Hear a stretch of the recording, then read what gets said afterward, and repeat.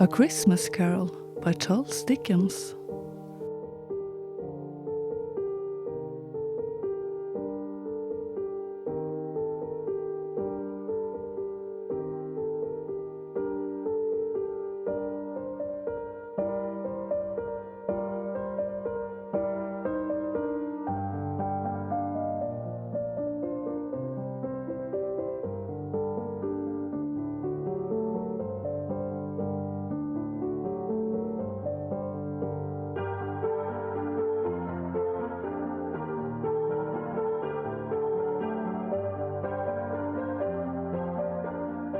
Stave 1.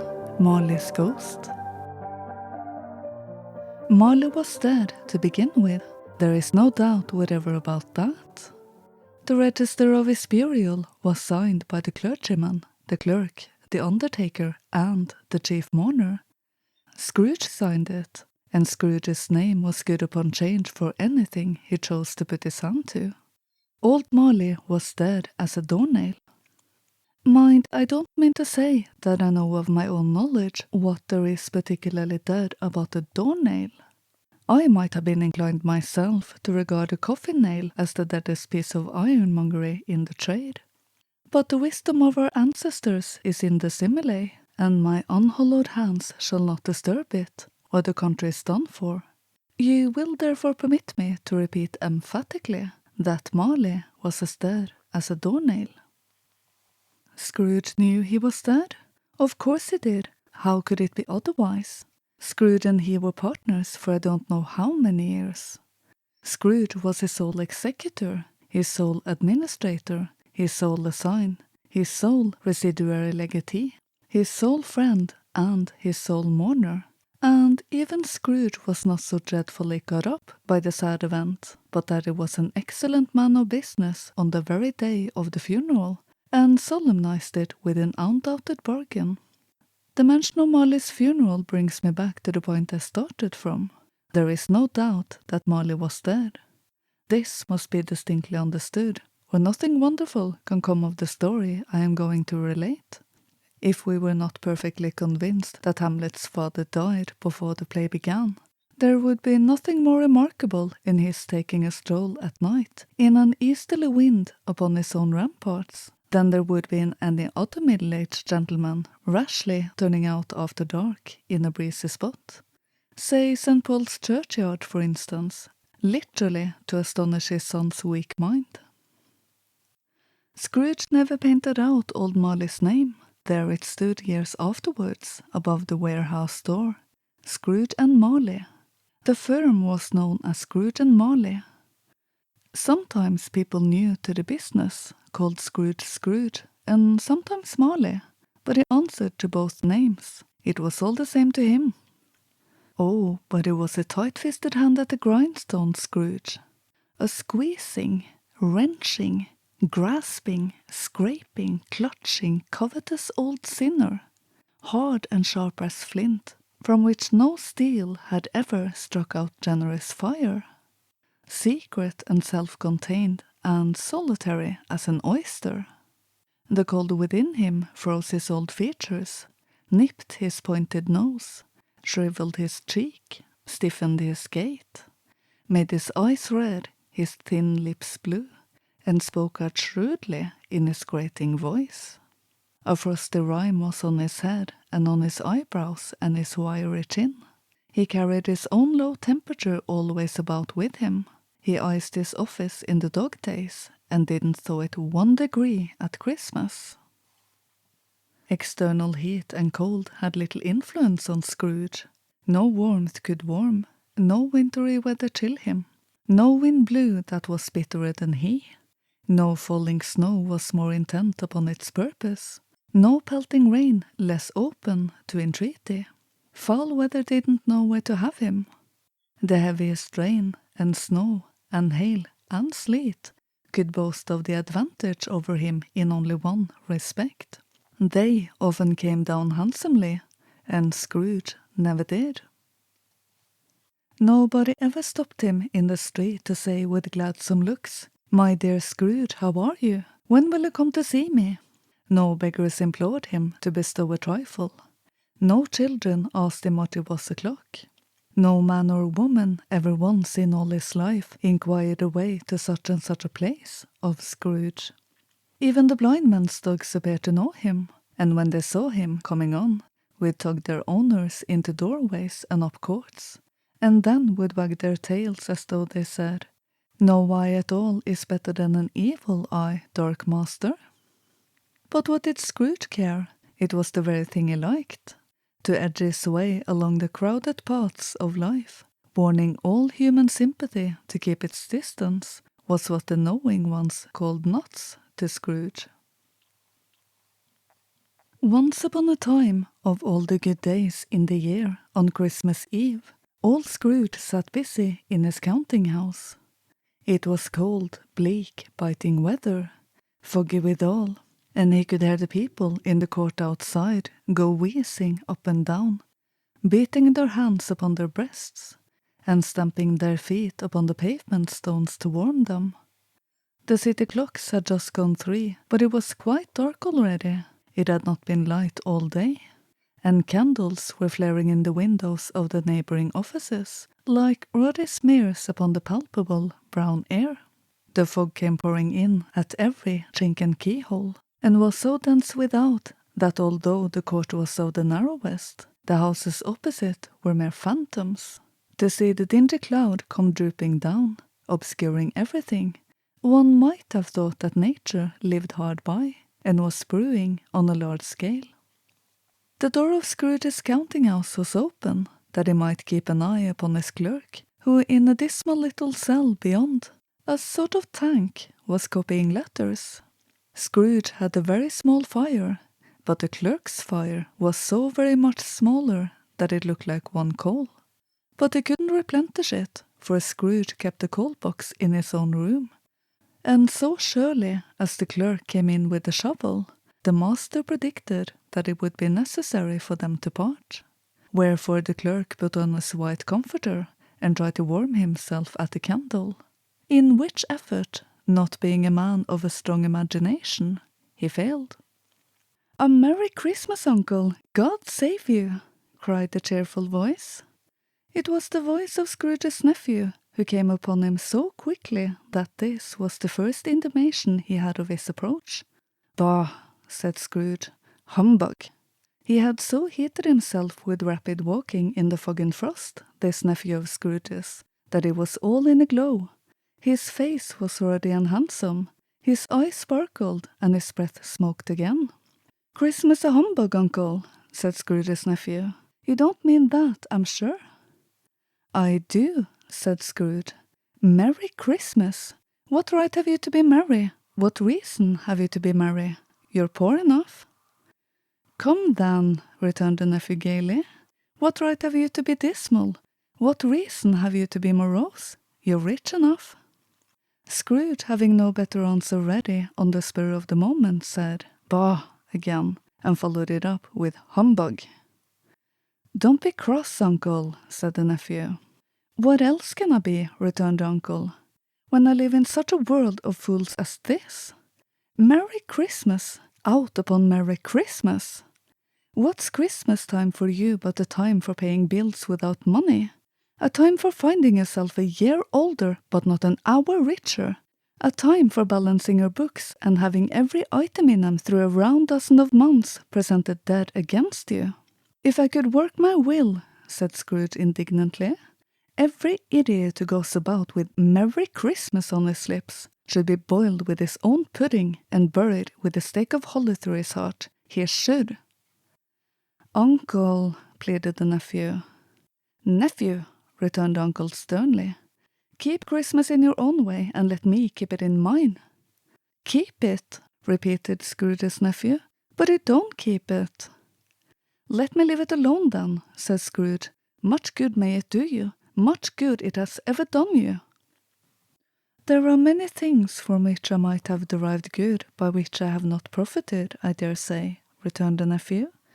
"Christmas among the rest.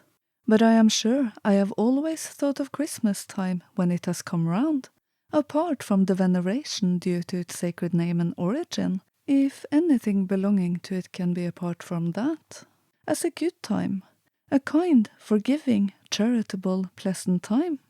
The only time I know of in the long calendar of the year, when men and women seem by one consent to open their shut-up hearts freely, and to think of people below them as if they really were fellow passengers to the grave, and not another race of creatures bound upon other journeys. And therefore, uncle, though it has never put a scrap of gold or silver in my pocket, I believe that it has done me good, and will do me good, and I say, God bless it. The clerk in the tank involuntarily applauded. Becoming immediately sensible of the impropriety, he poked the fire, and extinguished the last frail spark forever. "Let me hear another sound from you," said Scrooge, "and you'll keep your Christmas by losing your situation." "You're quite a powerful speaker, sir," he added, turning to his nephew. "I wonder you don't go into Parliament." "Don't be angry, uncle. Come, dine with us tomorrow." Scrooge said that he would see him. Yes, indeed, he did. He went the whole length of the expression, and said that he would see him in that extremity first. "But why?" cried Scrooge's nephew. "Why?" "Why did you get married?" said Scrooge. "Because I fell in love." "Because you fell in love," growled Scrooge, as if that were the only one thing in the world more ridiculous than a Merry Christmas. "Good afternoon."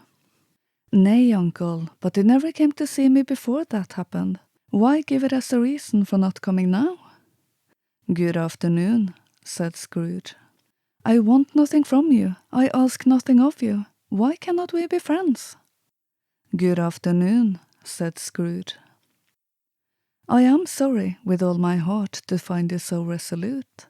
We have never had any quarrel to which I have been a party. But I have made the trial in homage to Christmas, and I'll keep my Christmas humour to the last. So a Merry Christmas, uncle." "Good afternoon," said Scrooge. "And a Happy New Year." "Good afternoon," said Scrooge. His nephew left the room without an angry word, notwithstanding. He stopped at the outer door to bestow the greetings of the season on the clerk, who, cold as he was warmer than Scrooge, for he returned them cordially. "There's another fellow," muttered Scrooge, who overheard him. "My clerk, with 15 shillings a week and a wife and family, talking about a Merry Christmas. I'll retire to Bedlam." This lunatic, in letting Scrooge's nephew out, had let 2 other people in. They were portly gentlemen, pleasant to behold, and now stood, with their hats off, in Scrooge's office. They had books and papers in their hands, and bowed to him. "Scrooge and Marley's, I believe," said one of the gentlemen, referring to his list. "Have I the pleasure of addressing Mr. Scrooge or Mr. Marley?" "Mr. Marley has been dead these 7 years," Scrooge replied. "He died 7 years ago this very night." "We have no doubt his liberality is well represented by his surviving partner," said the gentleman, presenting his credentials. It certainly was, for they had been 2 kindred spirits. At the ominous word liberality, Scrooge frowned and shook his head and handed the credentials back. "At this festive season of the year, Mr. Scrooge," said the gentleman, taking up a pen, "it is more than usually desirable that we should make some slight provision for the poor and destitute, who suffer greatly at the present time. Many thousands are in want of common necessaries. Hundreds of thousands are in want of common comforts, sir." "Are there no prisons?" asked Scrooge. "Plenty of prisons," said the gentleman, laying down the pen again. "And the union workhouses?" demanded Scrooge. "Are they still in operation?" "They are. Still," returned the gentleman, "I wish I could say there were not." "The treadmill and the poor law are in full vigor then," said Scrooge. "Both very busy, sir." "Oh, I was afraid from what he said at first that something had occurred to stop them in their useful course," said Scrooge. "I am very glad to hear it." "Under the impression that they scarcely furnish Christian cheer of mind or body to the multitude," returned the gentleman. "A few of us are endeavouring to raise a fund to buy the poor some meat and drink and means of warmth. We choose this time of year because it is a time of all others when want is keenly felt and abundance rejoices. What shall I put you down for?" "Nothing," Scrooge replied. "You wish to be anonymous?" "I wish to be left alone," said Scrooge. "Since you ask me what I wish, gentlemen, that is my answer. I don't make merry myself at Christmas, and I can't afford to make idle people merry. I help to support the establishments I have mentioned. They cost enough, and those who are badly off must go there. Many can't go there, and many would rather die." "If they would rather die," said Scrooge, "they had better do it, and decrease the surplus population. Besides, excuse me, I don't know that." "But you might know it," observed the gentleman. "It's not my business," Scrooge returned. "It's enough for a man to understand his own business and not to interfere with other people's. Mine occupies me constantly. Good afternoon, gentlemen." Seeing clearly that it would be useless to pursue their point, the gentleman withdrew. Scrooge returned to his labours with an improved opinion of himself and in a more facetious temper than was usual with him. Meanwhile, the fog and darkness thickened so that people ran about with flaring links, proffering their services to go before horses in carriages and conduct them on their way.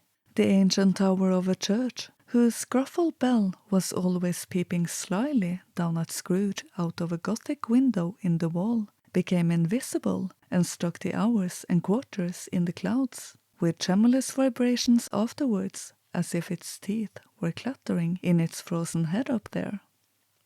The cold became intense.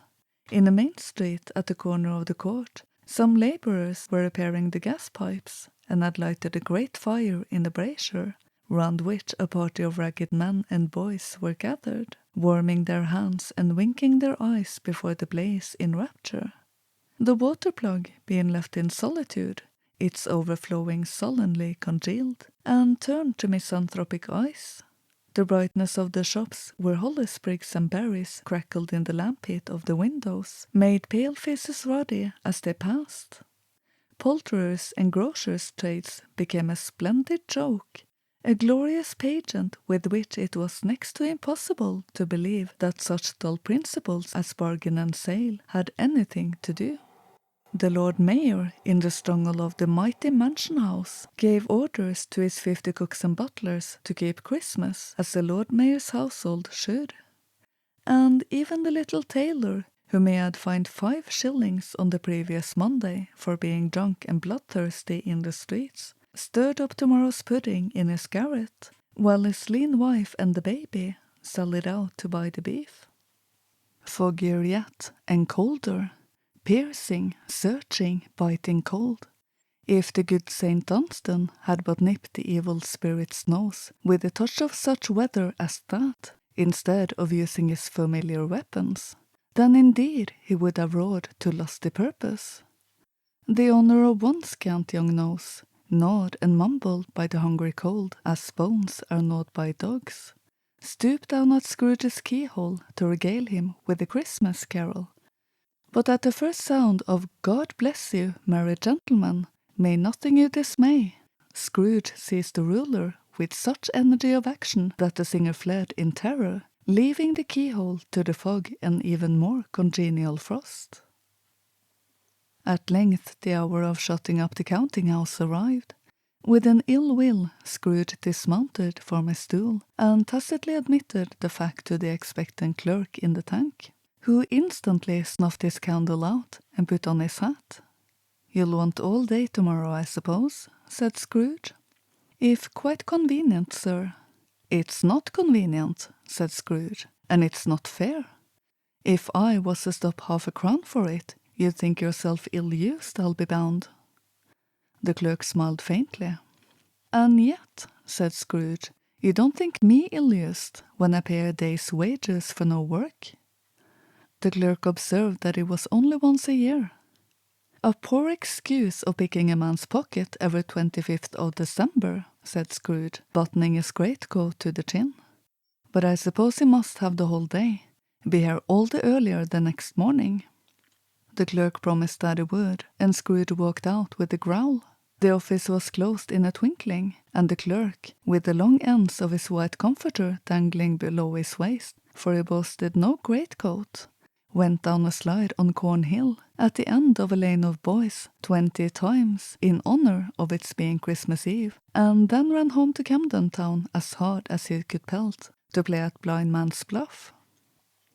Scrooge took his melancholy dinner in his usual melancholy tavern, and having read all the newspapers and beguiled the rest of the evening with his banker's book, went home to bed. He lived in chambers which had once belonged to his deceased partner. They were a gloomy suit of rooms in a lowering pile of a building up a yard, where it had so little business to be that one could scarcely help fancying it must have run there when it was a young house, playing at hide-and-seek with other houses, and forgotten the way out again. It was old enough now, and dreary enough, for nobody lived in it but Scrooge, the other rooms being all let out as offices. The yard was so dark that even Scrooge, who knew its every stone, was fain to grope with his hands. The fog and frost hung so about the black old gateway of the house that it seemed as if the genius of the weather sat in mournful meditation on the threshold. Now, it is a fact that there was nothing at all particular about the knocker on the door, except that it was very large. It is also a fact that Scrooge had seen it night and morning during his whole residence in that place. Also that Scrooge had as little of what is called fancy about him as any man in the city of London, even including, which is a bold word, the corporation, aldermen, and livery. Let it also be borne in mind that Scrooge had not bestowed one thought on Marley since his last mention of his 7 years dead partner that afternoon.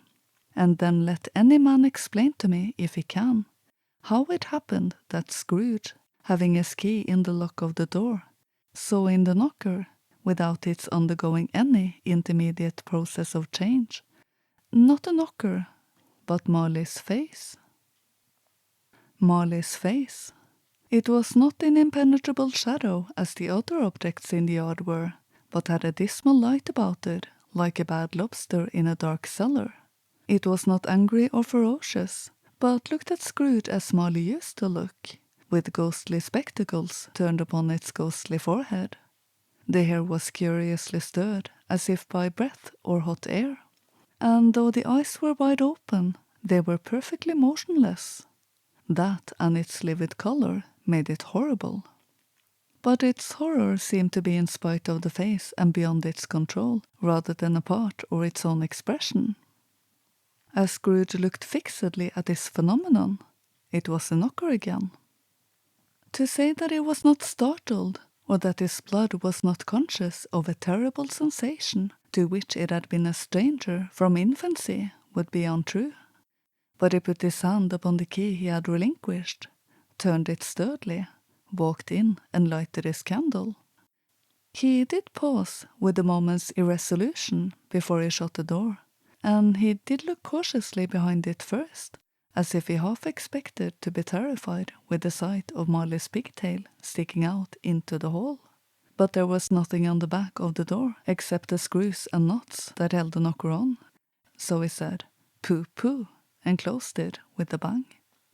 The sound resounded through the house like thunder. Every room above, and every cask in the wine merchant's cellar below, appeared to have a separate peal of echoes of his own. Scrooge was not a man to be frightened by echoes. He fastened the door, and walked across the hall, and up the stairs. Slowly too, trimming his candle as he went. You may talk vaguely about driving a coach and six up a good old flight of stairs, or through a bad young Act of Parliament, but I mean to say you might have had a good hearse up that staircase, and taken it broadwise, with the splinter bar towards the wall, and the door towards the balustrades, and done it easily. There were plenty of width for that, and room to spare, which is perhaps the reason why Scrooge thought he saw a locomotive hearse going on before him in the gloom. half a dozen gas lamps out of the streets wouldn't have lighted the entry too well, so you may suppose that it was pretty dark with Scrooge's dip. Up Scrooge went, not caring a button for that. Darkness is cheap, and Scrooge liked it. But before he shut his heavy door, he walked through his rooms to see that all was right.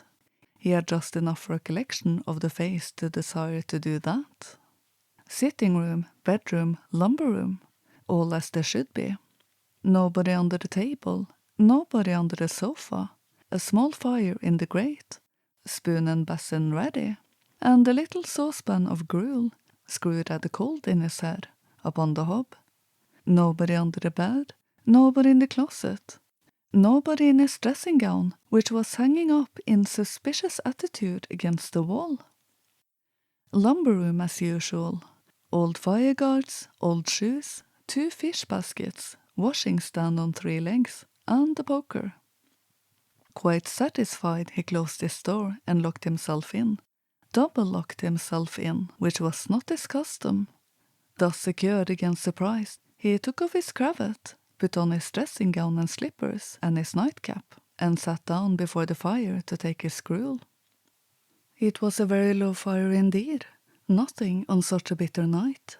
He was obliged to sit close to it and brood over it before he could extract the least sensation of warmth from such a handful of fuel.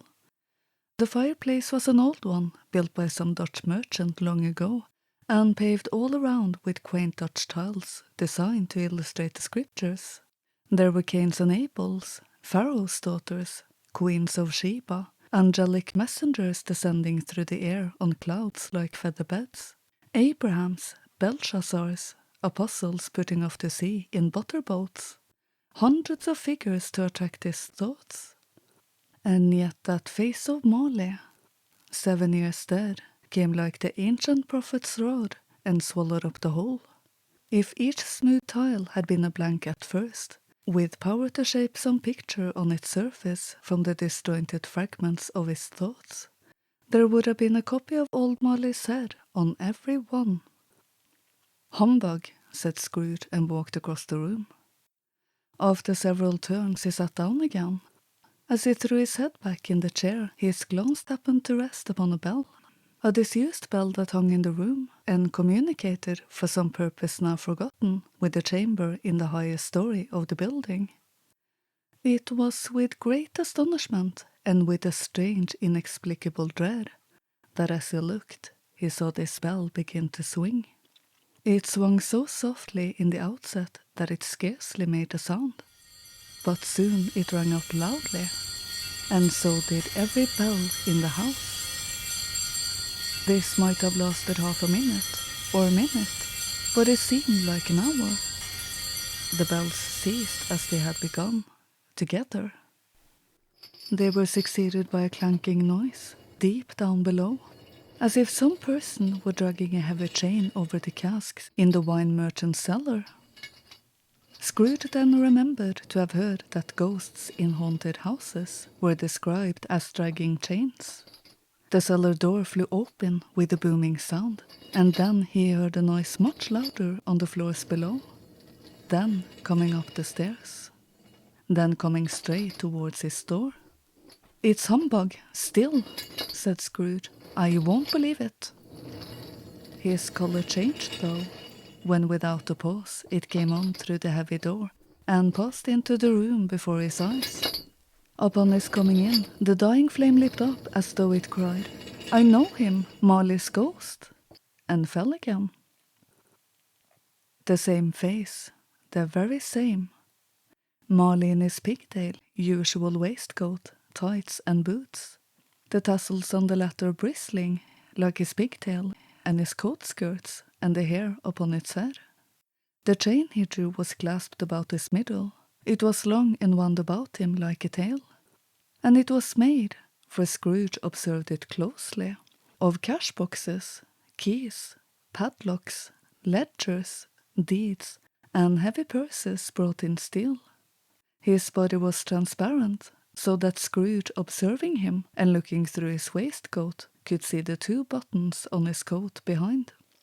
Scrooge had often heard it said that Marley had no bowels, but he had never believed it until now.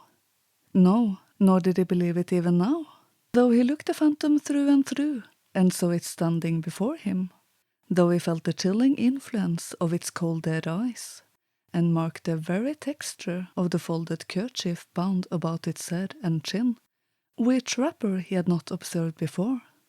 He was still incredulous and fought against his senses. "How now?" said Scrooge, caustic and cold as ever. "What do you want with me?" "Much." Marley's voice, no doubt about it. "Who are you?" "Ask me who I was." "Who were you then?" said Scrooge, raising his voice. "You're particular for a shade." He was going to say to a shade, but substituted this as more appropriate. "In life I was your partner, Jacob Marley." Can you sit down?" asked Scrooge, looking doubtfully at him. "I can." "Do it, then." Scrooge asked the question because he didn't know whether a ghost so transparent might find himself in a condition to take a chair, and felt that in the event of its being impossible, it might involve the necessity of an embarrassing explanation. But the ghost sat down on the opposite side of the fireplace, as if he were quite used to it. "You don't believe in me?" observed the ghost. "I don't," said Scrooge.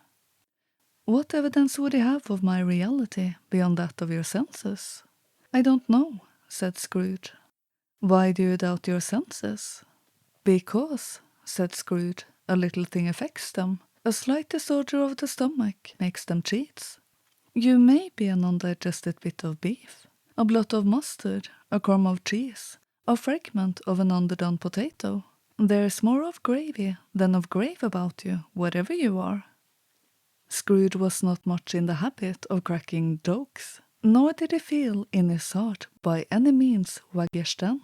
The truth is that he tried to be smart as a means of distracting his own attention and keeping down his terror, for the spectre's voice disturbed the very marrow of his bones. To sit staring at those fixed glazed eyes in silence for a moment would play, Scrooge felt, the very deuce with him. There was something very awful, too, in the spectre's being provided with an infernal atmosphere of its own. Scrooge could not feel it himself, but this was clearly the case.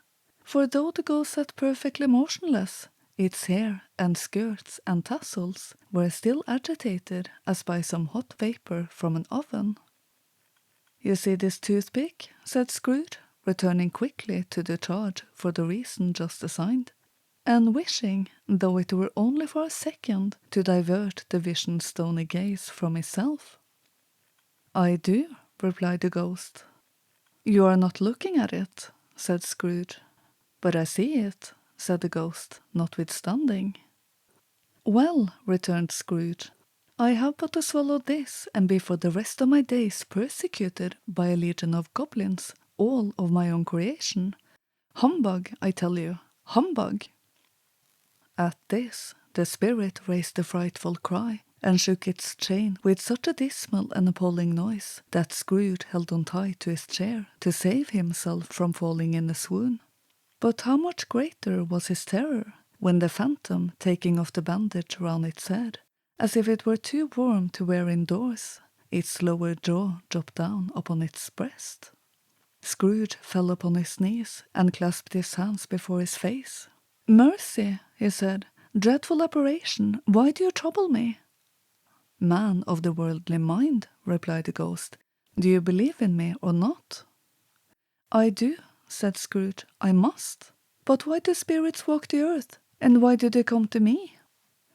"It is required of every man," the ghost returned, "that the spirit within him should walk abroad among his fellow men, and travel far and wide. And if that spirit does not go forth in life, it is condemned to do so after death. It is doomed to wander through the world, oh woe is me, and witness what it cannot share, but might have shared on earth and turned to happiness." Again the spectre raised a cry, and shook its chain and wrung its shadowy hands. "You are fettered," said Scrooge, trembling. "Tell me why." "I wear the chain I forged in life," replied the ghost. I made it, link by link, and yard by yard. I girded it on of my own free will, and of my own free will I wore it. Is its pattern strange to you? Scrooge trembled more and more. Or would he know, pursued the ghost, the weight and length of the strong coil you bear yourself? It was full as heavy and as long as this 7 Christmas Eves ago. You have laboured on it since. It is a ponderous chain. Scrooge glanced about him on the floor, in the expectation of finding himself surrounded by some 50 or 60 fathoms of iron cable. But he could see nothing. Jacob, he said imploringly, old Jacob Marley, tell me more. Speak comfort to me, Jacob. I have none to give, the ghost replied. It comes from other regions, Ebenezer Scrooge, and is conveyed by other ministers to other kinds of men. Nor can I tell you what I would. A very little more is all permitted to me. I cannot rest, I cannot stay, I cannot linger anywhere. My spirit never walked beyond our counting-house, mark me. In life, my spirit never rose beyond the narrow limits of our money-changing hall, and weary journeys lie before me. It was a habit with Scrooge, whenever he became thoughtful, to put his hands in his breeches pockets.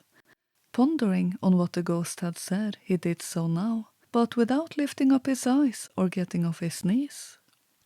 You must have been very slow about it, Jacob, Scrooge observed in a businesslike manner, though with humility and deference. Slow, the ghost repeated. 7 years dead, mused Scrooge, and travelling all the time. The whole time, said the ghost. No rest, no peace, incessant torture of remorse. You travel fast, said Scrooge. On the wings of the wind, replied the ghost. You might have got over a great quantity of ground in 7 years, said Scrooge. The ghost, on hearing this, set up another cry and clanked its chains so hideously in the dead silence of the night that the ward would have been justified in indicting it for a nuisance. O captive, bound and double-ironed, cried the phantom, not to know that for ages of incessant labour by immortal creatures, for this earth must pass into eternity before the good of which it is susceptible is all developed.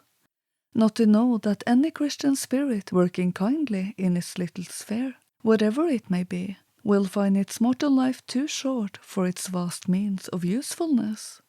Not to know that no space of regret can make amends for one life's opportunity misused. Yet such was I. Oh, such was I. But you were always a good man of business, Jacob, faltered Scrooge, who now began to apply this to himself. Business, cried the ghost, wringing its hands again. Mankind was my business. The common welfare was my business. Charity, mercy, forbearance, and benevolence were all my business.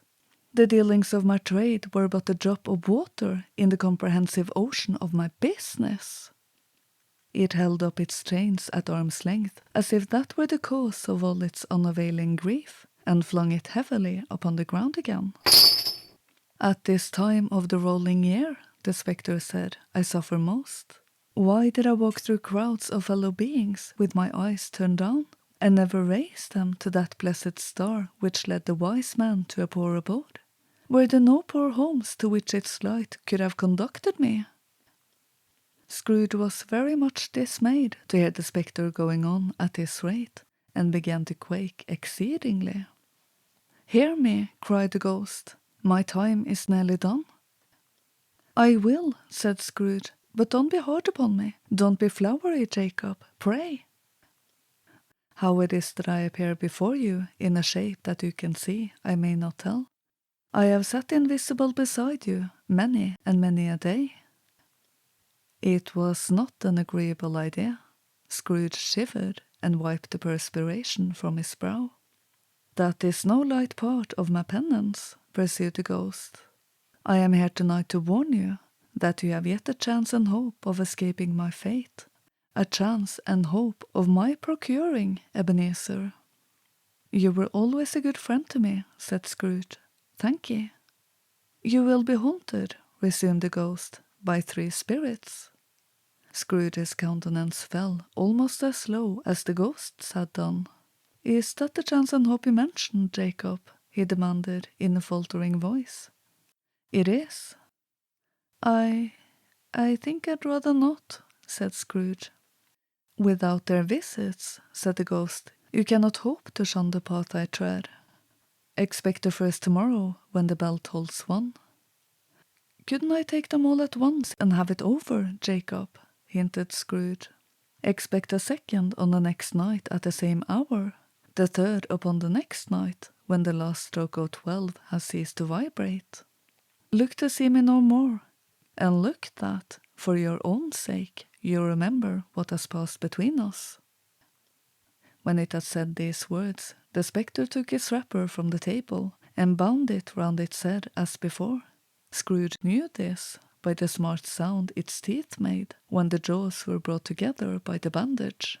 He ventured to raise his eyes again, and found his supernatural visitor confronting him in an erect attitude, with its chain wound over and about its arm. The apparition walked backward from him, and at every step it took, the window raised itself a little, so that when the spectre reached it, it was wide open. It beckoned Scrooge to approach, which he did. When they were within 2 paces of each other, Marley's ghost held up its hand, warning him to come no nearer.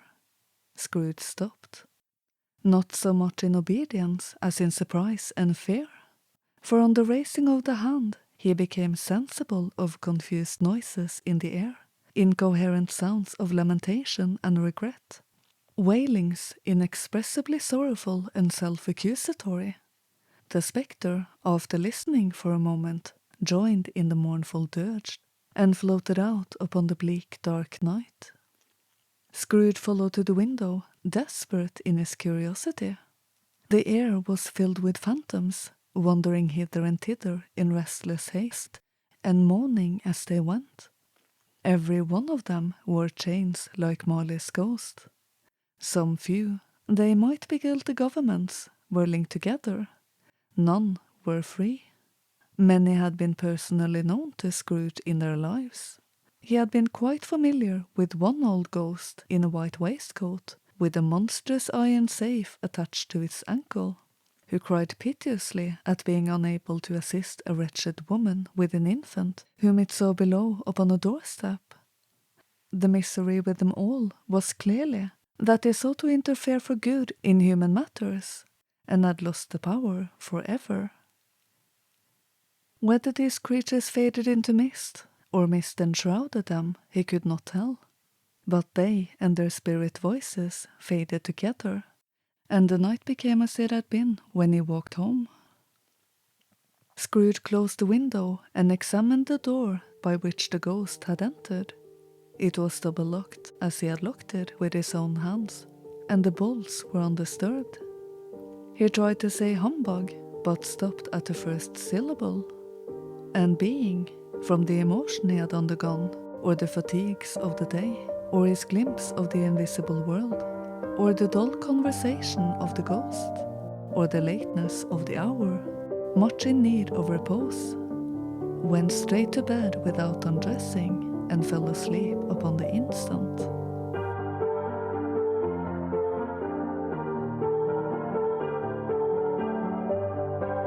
Stave 2, the first of the 3 spirits.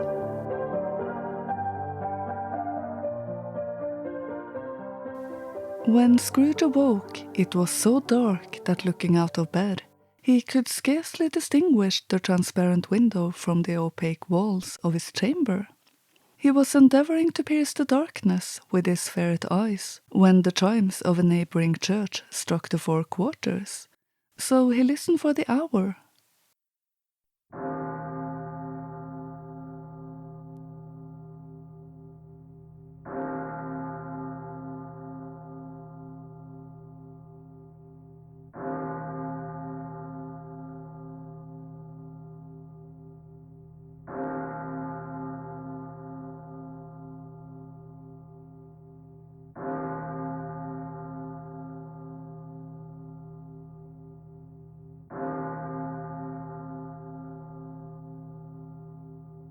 To his great astonishment, the heavy bell went from 6 to 7,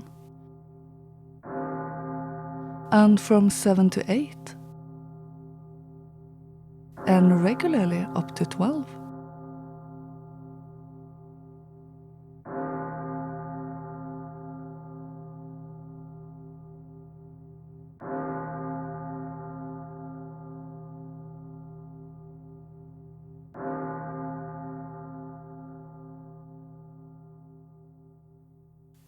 Then stopped. 12. It was 2:30 when he went to bed. The clock was wrong. An icicle must have got into the works. 12.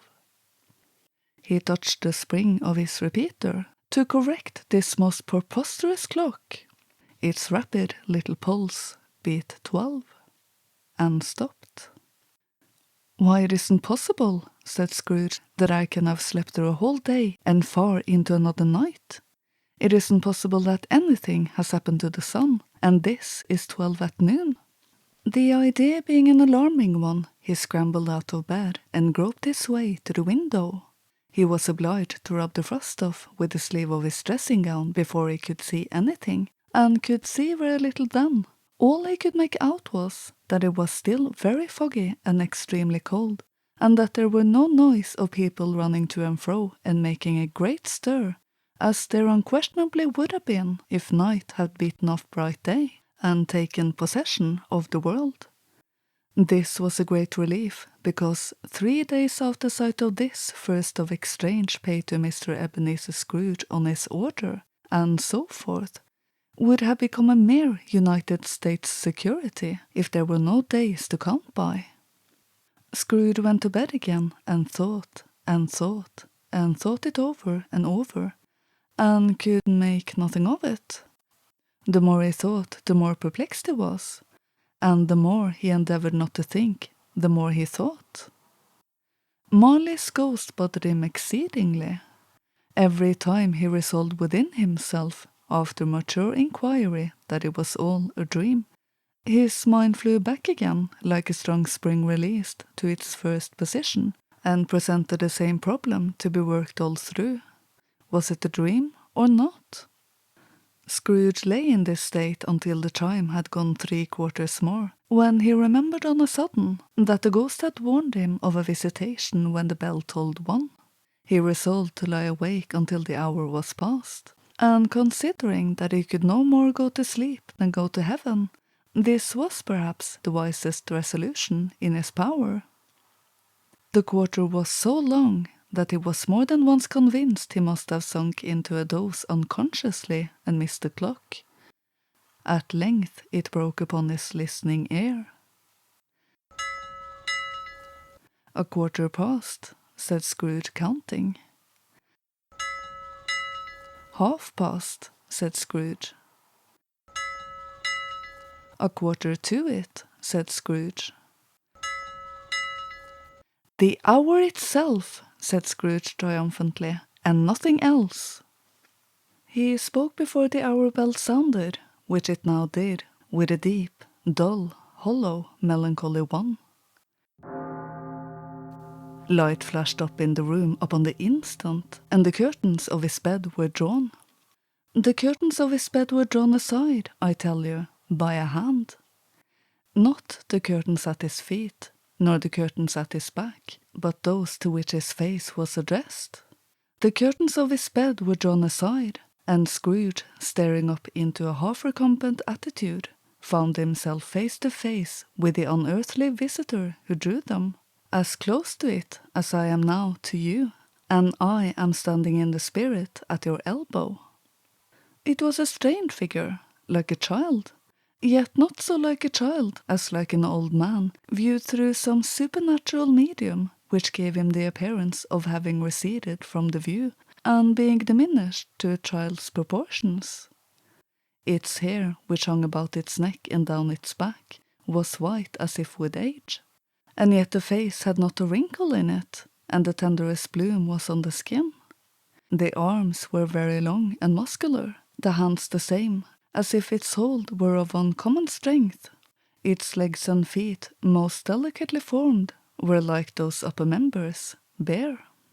It wore a tunic of the purest white, and round its waist was bound a lustrous belt, the sheen of which was beautiful. It held a branch of fresh green holly in its hand, and in singular contradiction to that wintry emblem, had its dress trimmed with summer flowers. But the strangest thing about it was that from the crown of its head there sprung a bright clear jet of light, by which all this was visible, and which was doubtless the occasion of its using, in its duller moments, a great extinguisher for a cap, which it now held under its arm. Even this, though, when Scrooge looked at it with increasing steadiness, was not its strangest quality. For as his belt sparkled and glittered, now in one part and now in another, and what was light one instant, at another time was dark, so the figure itself fluctuated in its distinctness, being now a thing with one arm, now with one leg, now with 20 legs, now a pair of legs without a head, now a head without a body, of which the solving parts no outline would be visible in the dense gloom wherein they melted away, and in the very wonder of this it would be itself again, distinct and clear as ever. "Are you the spirit, sir, whose coming was foretold to me?" asked Scrooge. "I am." The voice was soft and gentle, singularly low, as if instead of being so close beside him, it were at a distance. "Who and what are you?" Scrooge demanded. "I am the ghost of Christmas past." "Long past?" inquired Scrooge, observant of its dwarfish stature. "No, your past."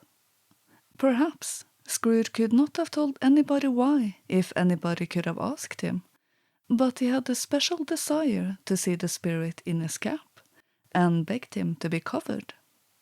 "What?" exclaimed the ghost. "Would you so soon put out with worldly hands the light I give? Is it not enough that you are one of those whose passions made this cap, and force me through whole trains of years to wear it low upon my brow?" Scrooge reverently disclaimed all intentions to offend, or any knowledge of having wilfully bonneted the spirit at any period of his life. He then made bold to inquire what business brought him there. "Your welfare," said the ghost. Scrooge expressed himself much obliged, but could not help thinking that a night of unbroken rest would have been more conducive to that end. The spirit must have heard him thinking, for it said immediately, "Your reclamation, then. Take heed." It put out its strong hand as he spoke, and clasped him gently by the arm. "Rise and walk with me." It would have been in vain for Scrooge to plead that the weather and the hour were not adopted to pedestrian purposes, that the bed was warm and the thermometer a long way below freezing, that he was clad but lightly in his slippers, dressing gown, and nightcap, and that he had a cold upon him at that time. The grasp, though gentle as a woman's hand, was not to be resisted. He rose, but finding that the spirit made towards the window, clasped his robe in supplication. "I am mortal," Scrooge remonstrated, "and liable to fall." "Bear but a touch of my hand there," said the spirit, laying it upon his heart, "and you shall be upheld in more than this." As the words were spoken, they passed through the wall, and stood upon an open country road, with fields on either hand. The city had entirely vanished, not a vestige of it was to be seen. The darkness and the mist had vanished with it, for it was a clear cold winter day, with snow upon the ground. "Good heaven!" said Scrooge, clasping his hands together as he looked about him. "I was bred in this place. I was a boy here." The spirit gazed upon him mildly. Its gentle touch, though it had been light and instantaneous, appeared still present to the old man's sense of feeling. He was conscious of 1,000 odors floating in the air, each one connected with 1,000 thoughts, and hopes, and joys, and cares long, long forgotten. "Your lip is trembling," said the ghost, "and what is that upon your cheek?" Scrooge muttered with an unusual catching in his voice that it was a pimple, and begged the ghost to lead him where he would. "You recollect the way?" inquired the ghost. "Remember it!" cried Scrooge with fervour. "I could walk it blindfold." "Strange to have forgotten it for so many years," observed the ghost. "Let us go on." They walked along the road, Scrooge recognizing every gate and post and tree, until a little market town appeared in the distance, with its bridge, its church, and winding river. Some shaggy ponies now were seen trotting towards them with boys upon their backs, who called to other boys in country gigs and carts, driven by farmers. All these boys were in great spirits, and shouted to each other until the broad fields were so full of merry music that the crisp air laughed to hear it. "These are but shadows of the things that have been," said the ghost. "They have no consciousness of us." The jocund travellers came on, and as they came, Scrooge knew and named them, every one. Why was he rejoiced beyond all bounds to see them? Why did his cold eye glisten, and his heart leap up as they went past? Why was he filled with gladness when he heard them give each other Merry Christmas, as they parted at crossroads and byways for their several homes? What was Merry Christmas to Scrooge? Out upon Merry Christmas, what good had it ever done to him? "The school is not quite deserted," said the ghost. "A solitary child, neglected by his friends, is left there still." Scrooge said he knew it, and he sobbed. They left the high road by a well-remembered lane, and soon approached the mansion of dull red brick, with a little weathercock-surmounted cupola on the roof and a bell hanging in it. It was a large house, but one of broken fortunes, for the spacious offices were little used. Their walls were damp and mossy, their windows broken, and their gates decayed. Fowls clucked and strutted in the stables, and the coach-houses and sheds were overrun with grass. Nor was it more attentive in its ancient state within, for entering the dreary hall and glancing through the open doors of many rooms, they found them poorly furnished, cold and vast. There was an earthly savour in the air, a chilly bareness in the place, which associated itself somehow with too much getting up by candlelight and not too much to eat. They went, the ghost and Scrooge, across the hall, to a door at the back of the house.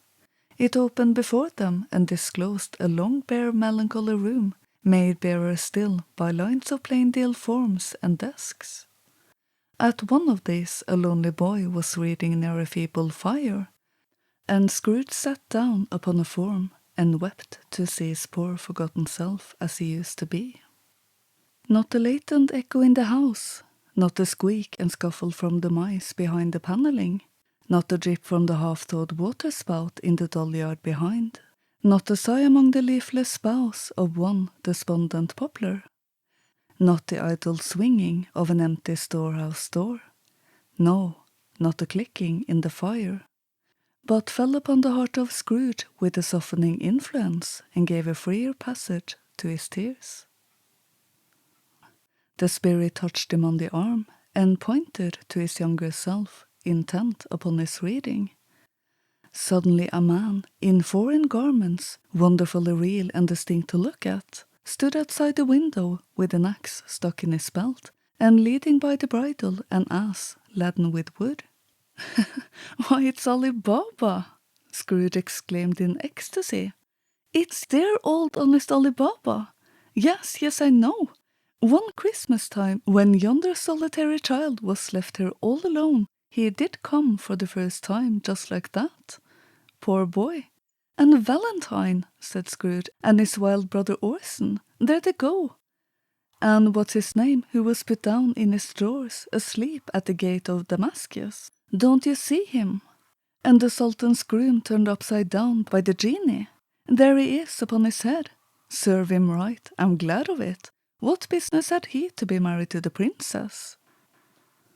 To hear Scrooge expending all the earnestness of his nature on such subjects, in a most extraordinary voice, between laughing and crying, and to see his heightened and excited face, Would have been a surprise to his business friends in the city indeed. "There's the parrot," cried Scrooge. "Green body and yellow tail, with a thing like a lettuce growing out of the top of his head. There he is. Poor Robin Crusoe, he called him when he came home again after sailing round the island. Poor Robin Crusoe, where have you been, Robin Crusoe?" The man thought he was dreaming, but he wasn't. It was the parrot, you know. There goes Friday, running for his life to the little creek. Hula hoop, hallo! Then, with the rapidity of transition very foreign to his usual character, he said in pity for his former self, "Poor boy," and cried again.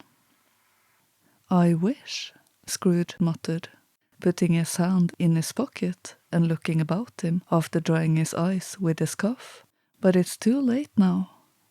"What is the matter?" asked the spirit. "Nothing," said Scrooge. "Nothing.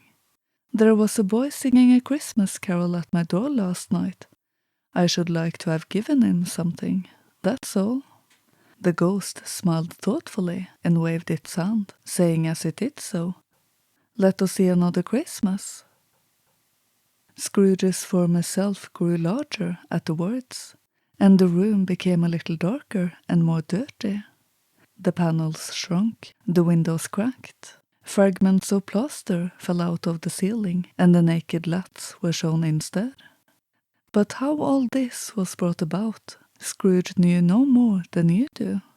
He only knew that it was quite correct, that everything had happened so, that there he was, alone again, when all the other boys had gone home for the jolly holidays. He was not reading now, but walking up and down despairingly. Scrooge looked at the ghost, and with a mournful shaking of his head, glanced anxiously towards the door. It opened, and a little girl, much younger than the boy, came darting in, and putting her arms around his neck, and often kissing him, addressed him as her dear, dear brother. "I have come to bring you home, dear brother," said the child, clapping her tiny hands, and bending down to laugh. "To bring you home, home, home." "Home, little Fran?" returned the boy. "Yes," said the child, brimful of glee. "Home for good and all. Home for ever and ever. Father's so much kinder than he used to be, that home's like heaven. He spoke so gently to me one dear night when I was going to bed, that I was not afraid to ask him once more if he might come home. And he said, yes, you should, and he sent me in a coach to bring you. And you're to be a man," said the child, opening her eyes, "and are never to come back here. But first we're to be together all the Christmas long, and have the merriest time in all the world." "You're quite a woman, little Fran," exclaimed the boy. She clapped her hands and laughed, and tried to touch his head, but being too little, laughed again and stood on tiptoe to embrace him. Then she began to drag him, in her childish eagerness, towards the door, and he, nothing loath to go, accompanied her. A terrible voice in the hall cried, "Bring down Master Scrooge's box there." And in the hall appeared the schoolmaster himself, who glared on Master Scrooge with a ferocious condescension, and threw him into a dreadful state of mind by shaking hands with him.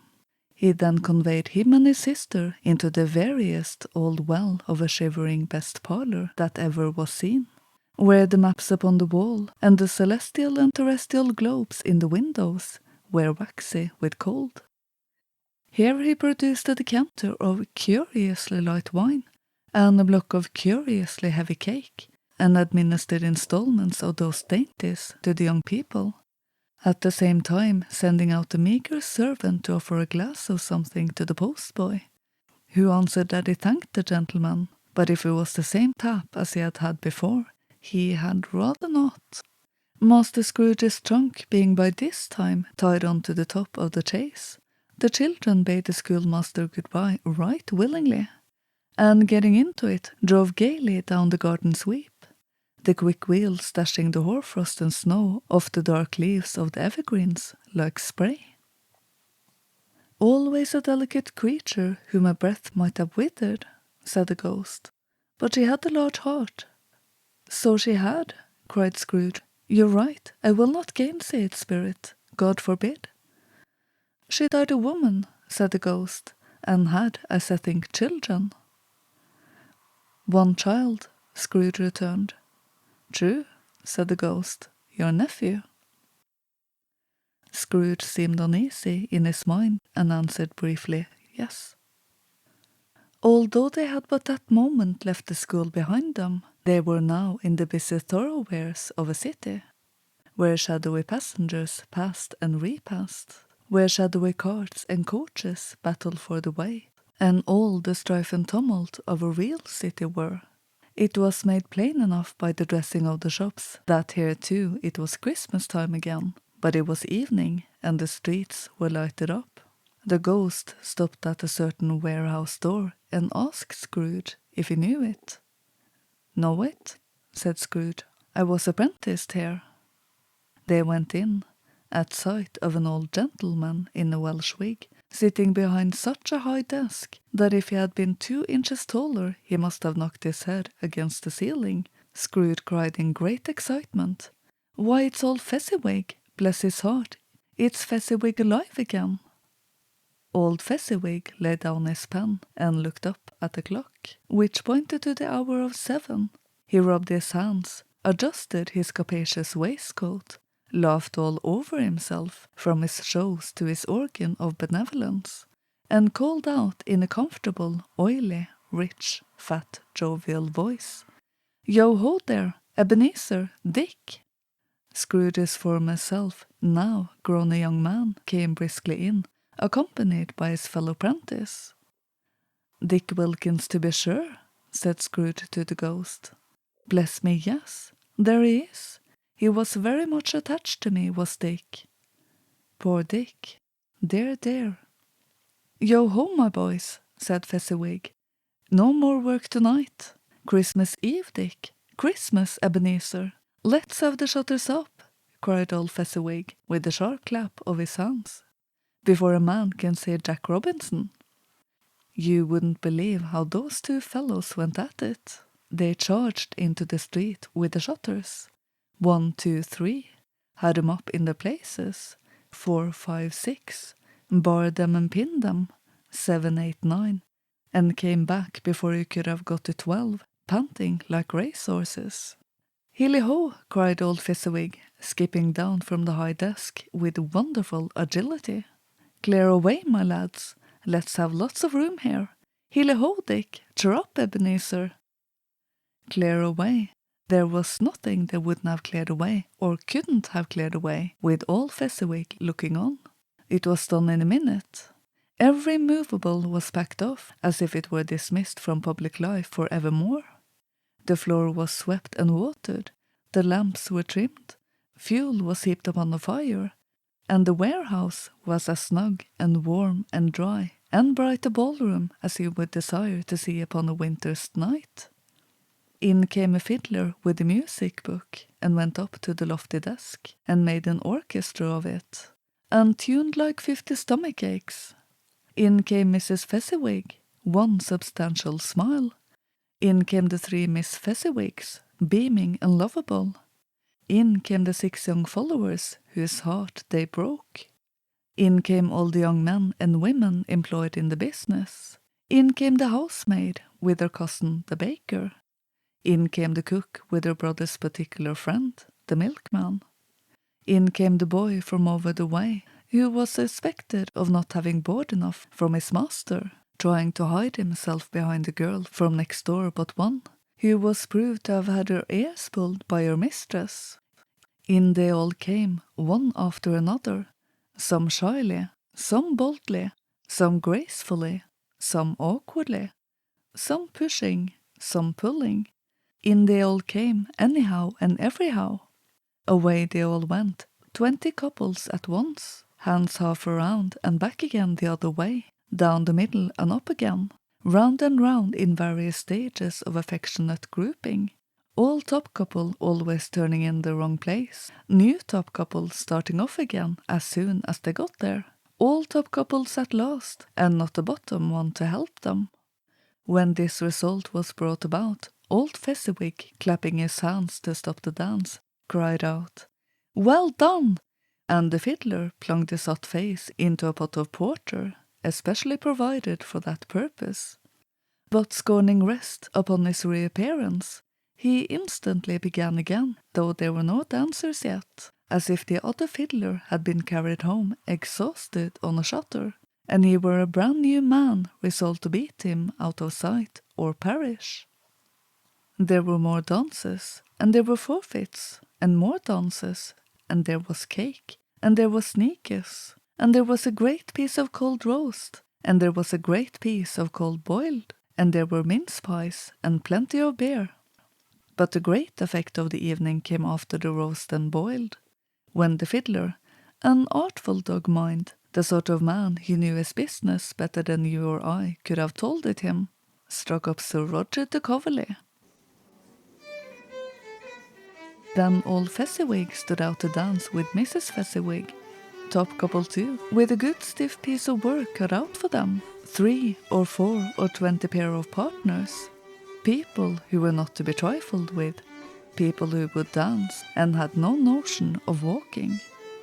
But if there had been twice as many, 4 times, old Fezziwig would have been a match for them, and so would Mrs. Fezziwig.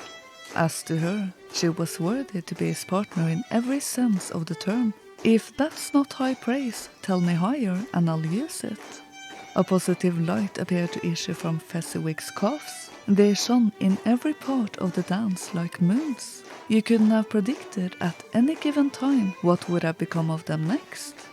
And when old Fezziwig and Mrs. Fezziwig had gone all through the dance, advance and retire, both hands to your partner, bow and curtsy, corkscrew, thread the needle, and back again to your place. Fezziwig cut so deftly that he appeared to wink with his legs, and came upon his feet again without a stagger. When the clock struck 11, this domestic ball broke up.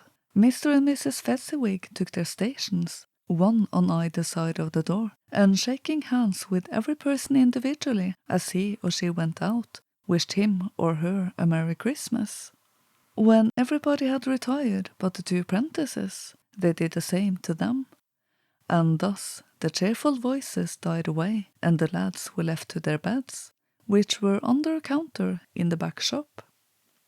During the whole of this time, Scrooge had acted like a man out of his wits.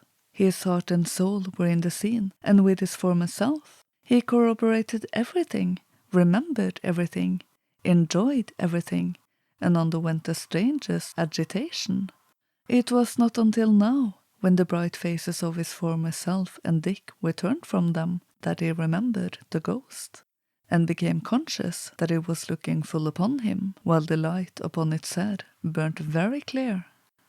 "A small matter," said the ghost, "to make these silly folks so full of gratitude."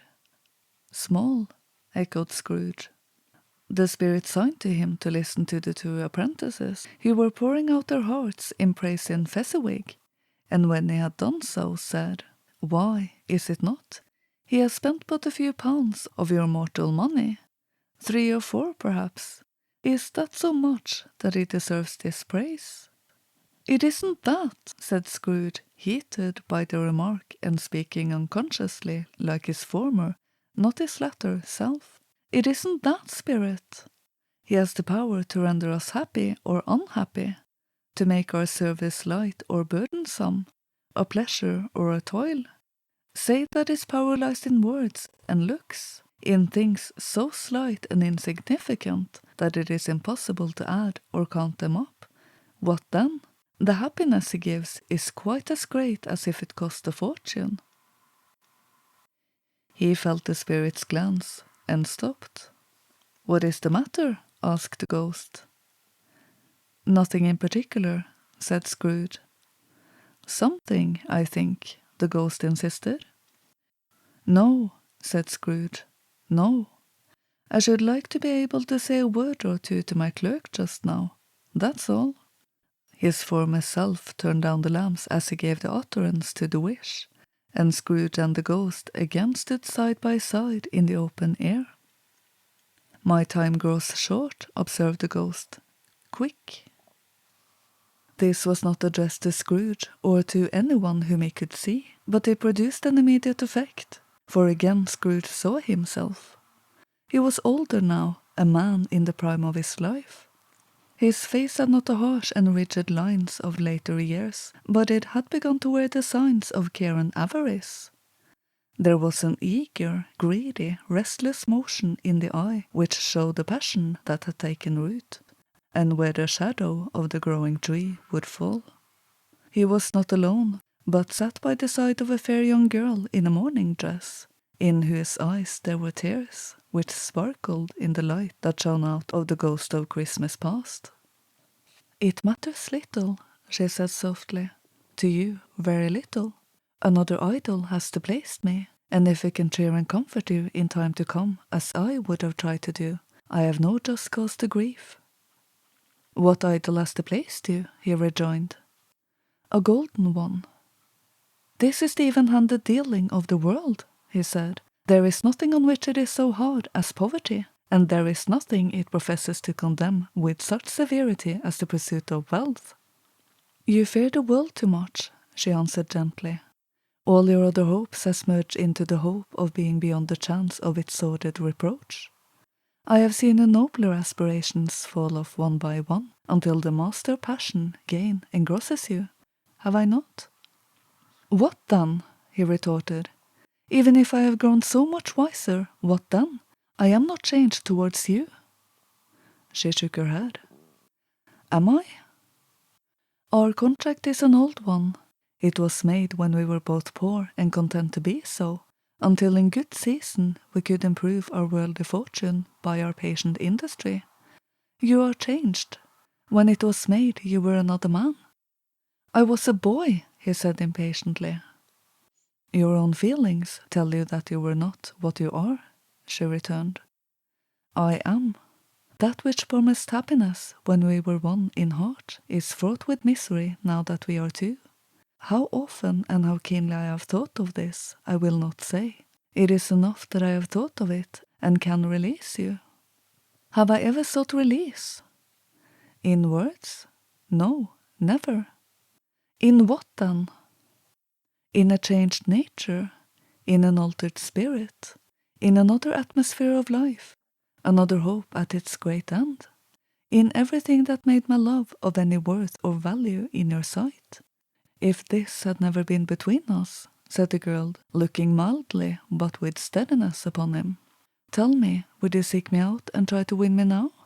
"Ah, no." He seemed to yield to the justice of this supposition in spite of himself, but he said with a struggle, "You think not?" "I would gladly think otherwise if I could," she answered. "Heaven knows. When I have learned a truth like this, I know how strong and irresistible it must be. But if you were free today, tomorrow, yesterday, can even I believe that you would choose a dowerless girl? You, who in every confidence with her weigh everything by gain? Or choosing her, if for a moment you were false enough to your one guiding principle to do so? Do I not know that your repentance and regret would surely follow? I do, and I release you, with a full heart, for the love of him you once were." He was about to speak, but with her head turned from him, she resumed. "You may. The memory of what is past half makes me hope you will have pain in this, a very, very brief time, and you will dismiss the recollection of it gladly, as an unprofitable dream from which it happened well that you awoke. May you be happy in the life you have chosen." She left him, and they parted. "Spirit," said Scrooge, "show me no more. Conduct me home. Why do you delight to torture me?" "One shadow more," exclaimed the ghost. "No more," cried Scrooge. "No more. I don't wish to see it. Show me no more." But the relentless ghost pinioned him in both his arms and forced him to observe what happened next. They were in another scene and place. A room not very large or handsome, but full of comfort. Near to the winter fire sat a beautiful young girl, so like the last that Scrooge believed it was the same, until he saw her, now a comely matron, sitting opposite her daughter. The noise in this room was perfectly tumultuous, for there were more children there than Scrooge in his agitated state of mind could count. And unlike the celebrated herd in the poem, they were not 40 children conducting themselves like one, but every child was conducting itself like 40. The consequences were uproarious beyond belief, but no one seemed to care. On the contrary, the mother and daughter laughed heartily and enjoyed it very much. And the latter, soon beginning to mingle in the sports, got pillaged by the young brigands most ruthlessly. What would I not have given to be one of them? Though I never could have been so rude. No, no. I wouldn't for the wealth of all the world have crushed that braided hair and torn it down. And for the precious little shoe I wouldn't have plucked it off, God bless my soul, to save my life. As to the measuring of her waist in sport, as they did, bold young brood, I couldn't have done it. I should have expected my arm to have grown round it for a punishment, and never come straight again. And yet I should dearly have liked, I own, to have touched her lips, to have questioned her, that she might have opened them, to have looked upon the lashes of her downcast eyes, and never raised a blush, to have let loose waves of hair, an inch of which would be a keepsake beyond price. In short, I should have liked, I do confess, to have had the lightest license of a child, and yet to have been man enough to know its value. But now a knocking at the door was heard, and such a rush immediately ensued that she with laughing face and plundered dress was borne towards it, the centre of a flushed and boisterous group, just in time to greet the father, who came home attended by a man laden with Christmas toys and presents. Then the shouting and the struggling, and the onslaught that was made on the defenceless porter, the scaling of him with chairs for ladders to dive into his pockets, the spoil him of brown paper parcels, hold on tight by his cravat, hung him around his neck, pommel his back, and kick his legs in irresistible affection. The shouts of wonder and delight with which the development of every package was received. The terrible announcement that the baby had been taken in the act of putting a doll's frying pan into its mouth, and was more than suspected of having swallowed a fictitious turkey glued on a wooden platter. The immense relief of finding this a false alarm. The joy and gratitude and ecstasy, they are all indescribable alike. It is enough that by degrees the children and their emotions got out of the parlour, and by one stair at a time up to the top of the house, where they went to bed, and so subsided. And now Scrooge looked on more attentively than ever, when the master of the house, having his daughter leaning fondly on him, sat down with her and her mother at his own fireside, and when he thought that such another creature, and as full of promise, might have called him father, and been the springtime in the haggard winter of his life, his sight grew very dim indeed. "Belle," said the husband, turning to his wife with a smile, "I saw an old friend of yours this afternoon." "Who was it?" "Guess." "How can I? I don't know," she added in the same breath, laughing as he laughed. "Mr. Scrooge." Mr. Scrooge it was. I passed his office window, and as it was not shut up, and I had a candle inside, I could scarcely help seeing him. His partner lies upon the point of death, I hear, and there he sat alone, quite alone in the world, I do believe. "Spirit," said Scrooge in a broken voice, "remove me from this place." "I have told you these were shadows of the things that have been," said the ghost. "They are what they are. Do not blame me." "Remove me!" Scrooge exclaimed. "I cannot bear it." He turned upon the ghost, and seeing that it looked upon him with a face in which some strange way there were fragments of all the faces it had shown him, wrestled with it. "Leave me!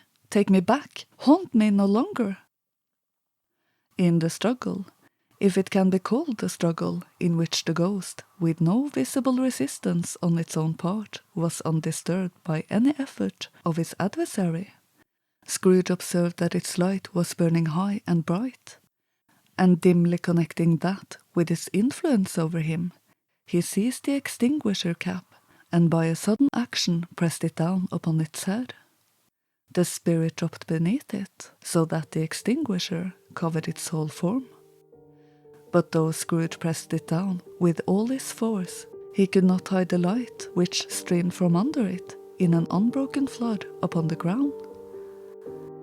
He was conscious of being exhausted and overcome by an irresistible drowsiness, and further of being in his own bedroom.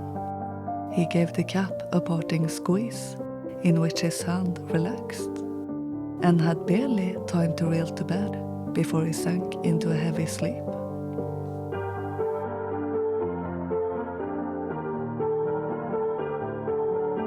Stave 3, the second of the three spirits.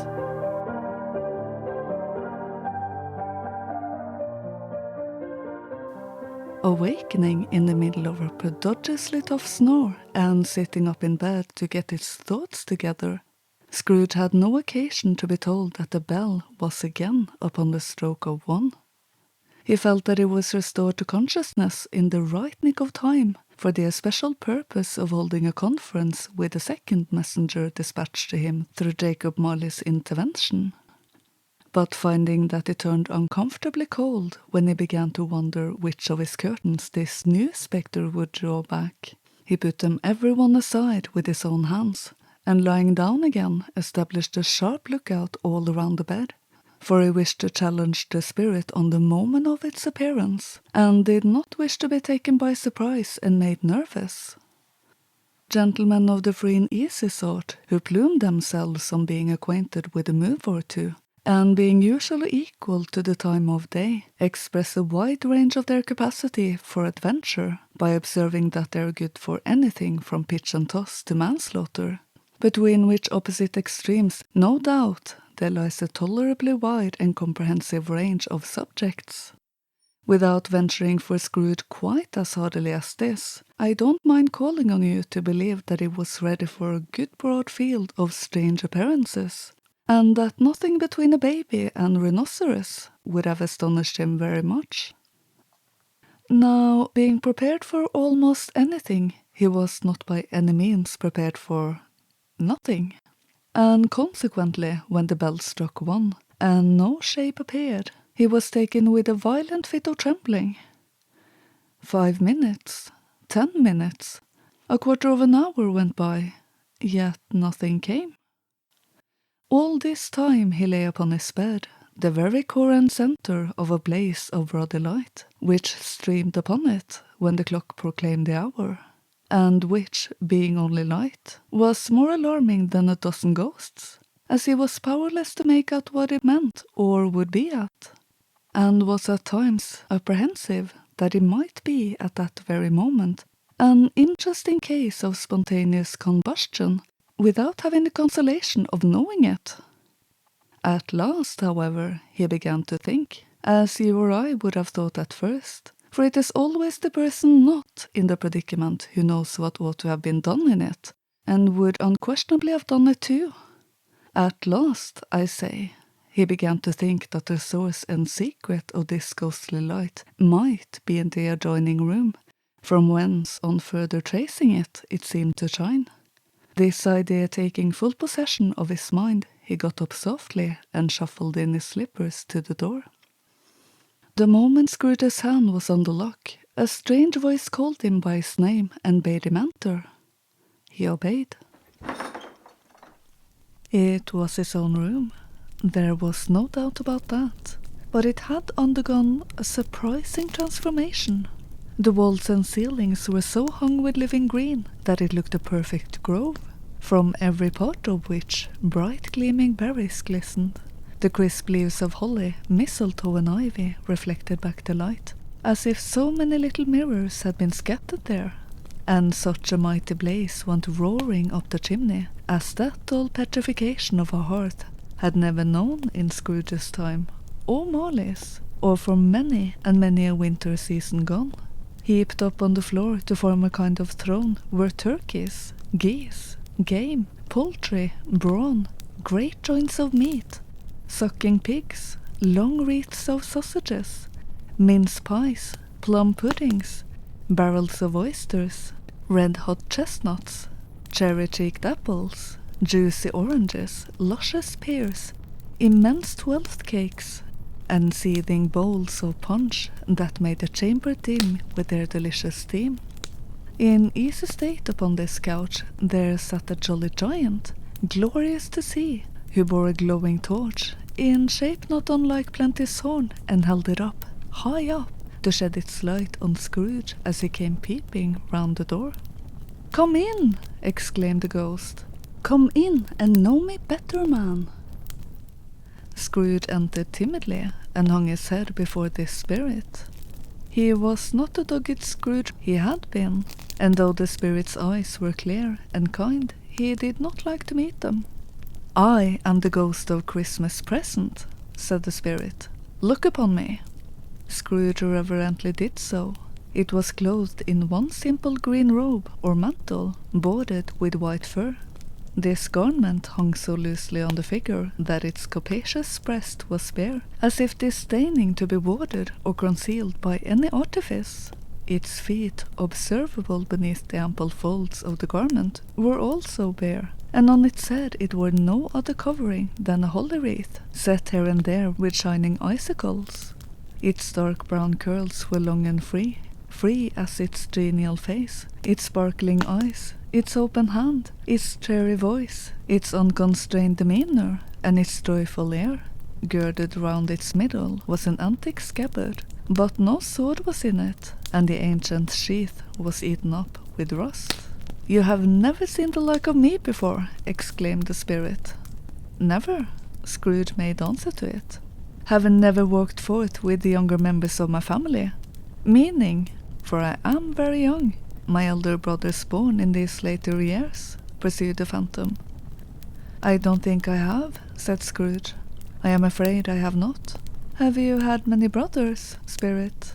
"More than 1,800, said the ghost. "A tremendous family to provide for," muttered Scrooge. The ghost of Christmas present rose. "Spirit," said Scrooge submissively, "conduct me where you will. I went forth last night on compulsion, and I learnt a lesson which is working now. Tonight, if you have aught to teach me, let me profit by it." "Touch my robe." Scrooge did as he was told, and held it fast.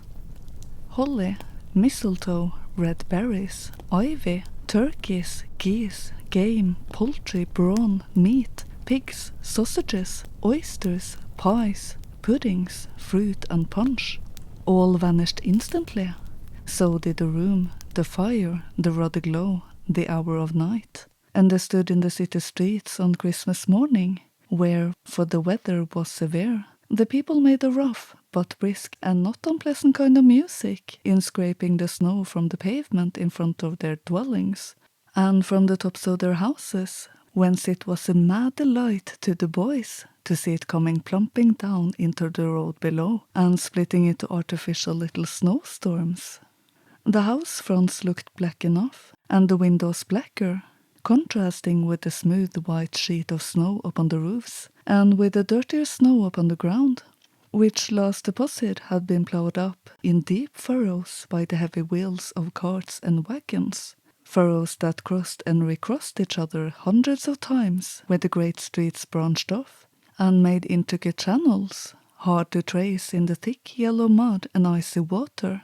The sky was gloomy, and the shortest streets were choked up with a dingy mist, half thawed, half frozen, whose heavier particles descended in a shower of sooty atoms, as if all the chimneys in Great Britain had, by one consent, caught fire, and were blazing away to their dear hearts' content. There was nothing very cheerful in the climate or the town, and yet there was an air of cheerfulness abroad that the clearest summer air and brightest summer sun might have endeavoured to diffuse in vain. For the people who were shovelling away on the housetops were jovial and full of glee, calling out to one another from the parapets, and now and then exchanging a facetious snowball, detonated missile far than many a wordy jest, laughing heartily if it went right, and not less heartily if it went wrong. The poulterer's shop were still half open, and the fruiterers were radiant in their glory. There were great, round, pot-bellied baskets of chestnuts, shaped like the waistcoats of jolly gentlemen, lolling at the doors and tumbling out into the street in their apoplectic opulence. There were ruddy, brown-faced, broad-girthed Spanish onions, shining in the fatness of their growth like Spanish friars, and winking from their shells in wanton slyness at the girls as they went by, and glanced demurely at the hung-up mistletoe. There were pears and apples, clustered high in blooming pyramids. There were bunches of grapes, made in the shopkeeper's benevolence to dangle from conspicuous hooks, that people's mouths might water gratis as they passed. There were piles of filberts, mossy and brown, recalling in their fragrance ancient walks among the woods, and pleasant shovellings ankle-deep through withered leaves. There were Norfolk biffins, squab and swarthy, setting off the yellow of the oranges and lemons, and in the great compactness of their juicy persons, urgently entreating and beseeching to be carried home in paper bags and eaten after dinner. The very gold and silver fish set forth among these choice fruits in a bowl, though members of a dull and stagnant-blooded race, appeared to know that something was going on, and to a fish went gasping round and round in their little world in slow and passionless excitement. The grocers, oh, the grocers, nearly closed with perhaps 2 shutters down or 1, but through those gaps such glimpses. It was not alone that the scales descending on the counter made a merry sound, or that the twine and roller parted company so briskly, or that the canisters were rattled up and down like juggling tricks, or even that the blended scents of tea and coffee were so grateful to the nose, or even that the raisins were so plentiful and rare, the almonds so extremely white, the sticks of cinnamon so long and straight, the other spices so delicious, the candied fruits so caked and spotted with molten sugar, as to make the coldest onlookers feel faint and subsequently bilious. Nor was it that the figs were moist and pulpy, or that the French plums blushed in modest tartness from their highly decorated boxes, or that everything was good to eat and in its Christmas dress. But the customers were all so hurried and so eager in the hopeful promise of the day, that they tumbled up against each other at the door, crashing their wicker baskets wildly, and left their purchases upon the counter and came running back to fetch them, and committed hundreds of the like mistakes in the best humour possible, while the grocer and his people were so frank and fresh that the polished hearts with which they fastened their aprons behind might have been their own, worn outside for general inspection, and for Christmas dolls to peck at if they chose. But soon the steeples called good people all to church and chapel, and away they came, flocking through the streets in their best clothes and with their gayest faces.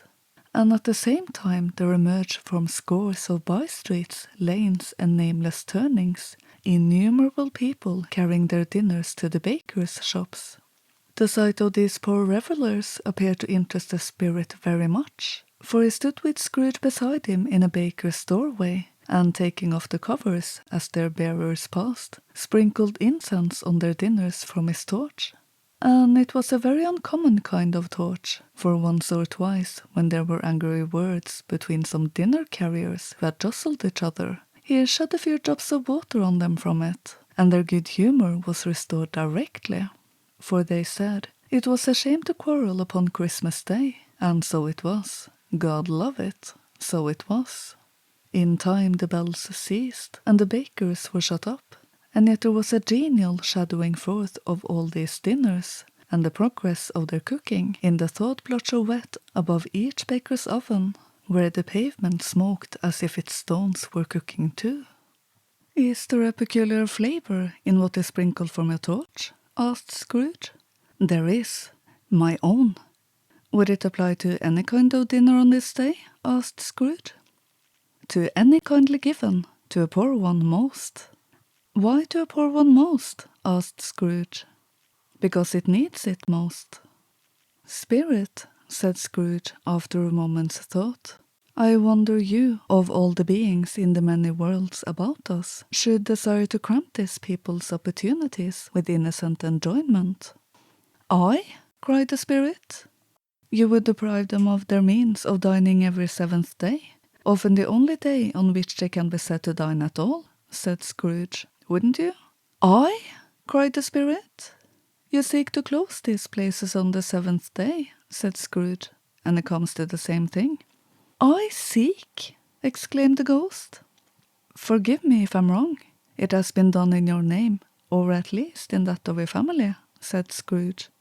There are some upon this earth of yours, returned the spirit, who lay claim to know us, and who do their deeds of passion, pride, ill will, hatred, envy, bigotry, and selfishness in our name, who are as strange to us and all our kith and kin, as if they had never lived. Remember that, and charge their doings on themselves, not us. Scrooge promised that he would, and they went on, invisible as they had been before, into the suburbs of the town.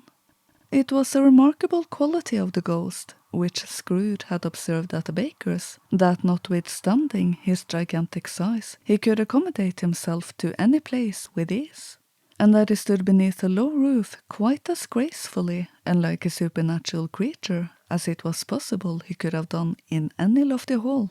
And perhaps it was the pleasure the good spirit had in showing off this power of his, or else it was his own kind, generous, hearty nature, and his sympathy with all poor men, that led him straight to Scrooge's clerk. For there he went, and took Scrooge with him, holding to his robe. And on the threshold of the door the spirit smiled, and stopped to bless Bob Cratchit's dwellings with a sprinkling of his torch. Think of that! Bob had but 15 bob a week himself. He pocketed on Saturdays but 15 copies of his own Christian name, and yet the ghost of Christmas present blessed his 4-roomed house.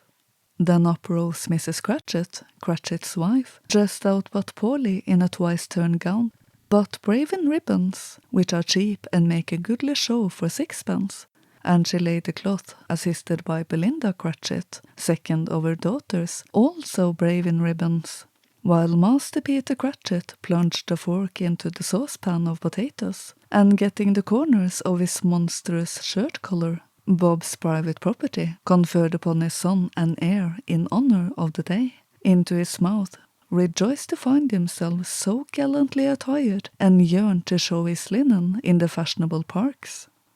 And now 2 smaller Cratchits, boy and girl, came tearing in, screaming that outside the baker's they had smelled a goose and known it for their own, and basking in luxurious thoughts of sage and onion. These young Cratchits danced about the table and exalted Master Peter Cratchit to the skies, while he, not proud, although his colours nearly choked him, blew the fire until the slow potatoes bubbling up knocked loudly at the saucepan lid to be let out and peeled.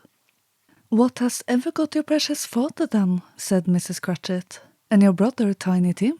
And Martha weren't as late last Christmas Day by half an hour." "Here's Martha, mother," said the girl, appearing as she spoke. "Here's Martha, mother," cried the 2 young Cratchits. "Hurrah! There's such a goose, Martha." "Why, bless your heart alive, my dear, how late you are," said Mrs. Cratchit, kissing her a dozen times and taking off her shawl and bonnet for her with official seal. "With a deal of work to finish up last night," replied the girl, "and had to clear away this morning, mother." "Well, never mind so long as you are come," said Mrs. Cratchit. "Sit you down before the fire, my dear, and have a warm, Lord bless you." "No, no, there's father coming," cried the 2 young Cratchits, who were everywhere at once. "Hide, Martha, hide!" So Martha hid herself, and in came little Bob, the father, with at least 3 feet of comforter, exclusive of the fringe, hanging down before him, and his threadbare clothes donned up and brushed to look seasonable, and Tiny Tim upon his shoulder. Alas for Tiny Tim, he bore a little crutch, and had his limbs supported by an iron frame. "Why, where's our Martha?" cried Bob Cratchit, looking around.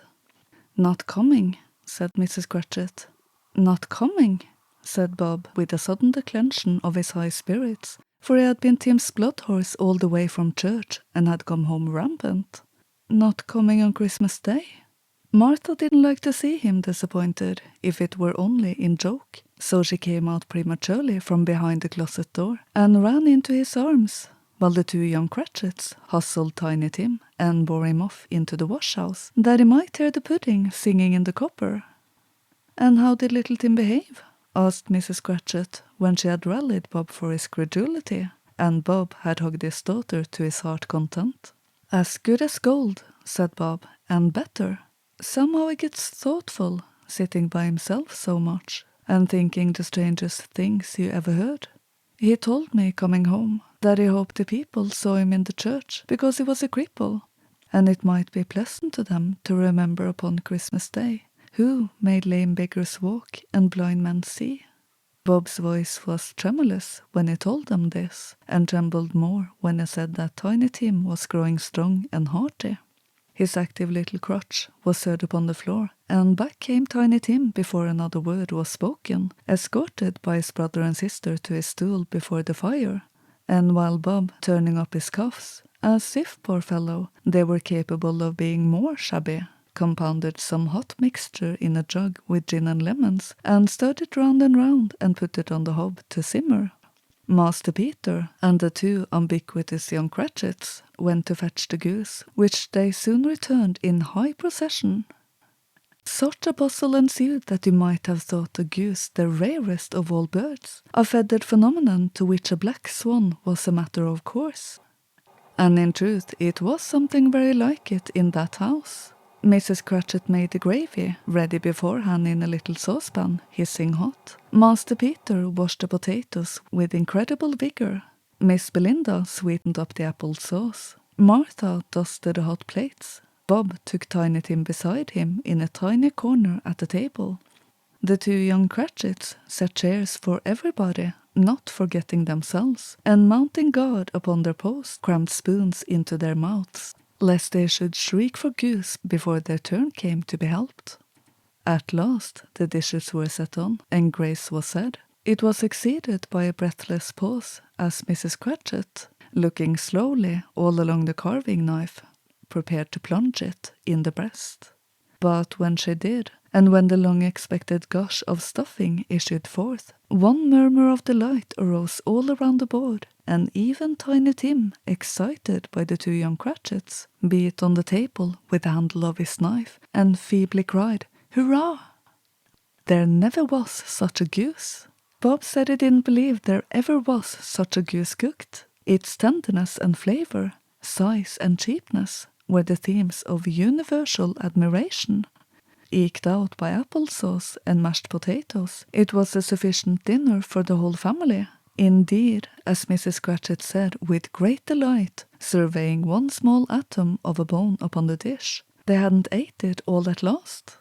Yet every one had had enough, and the youngest Cratchits, in particular, were steeped in sage and onion to the eyebrows.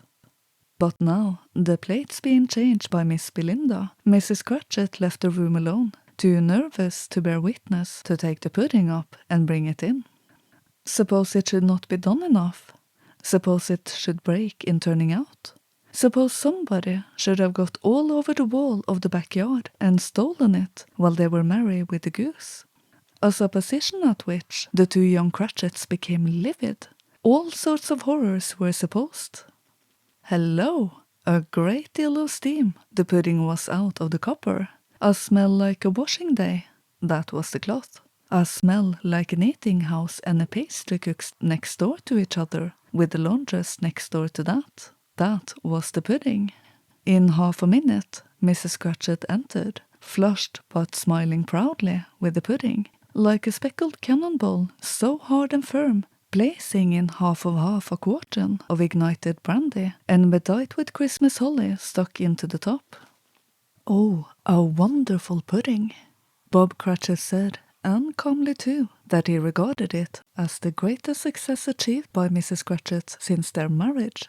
Mrs. Cratchit said that now the weight was off her mind, she would confess she had had her doubts about the quantity of flour. Everybody had something to say about it, but nobody said or thought it was at all a small pudding for a large family. It would have been flat heresy to do so. Any Cratchit would have blushed to hint at such a thing. At last the dinner was all done, the cloth was cleared, the hearth swept, and the fire made up.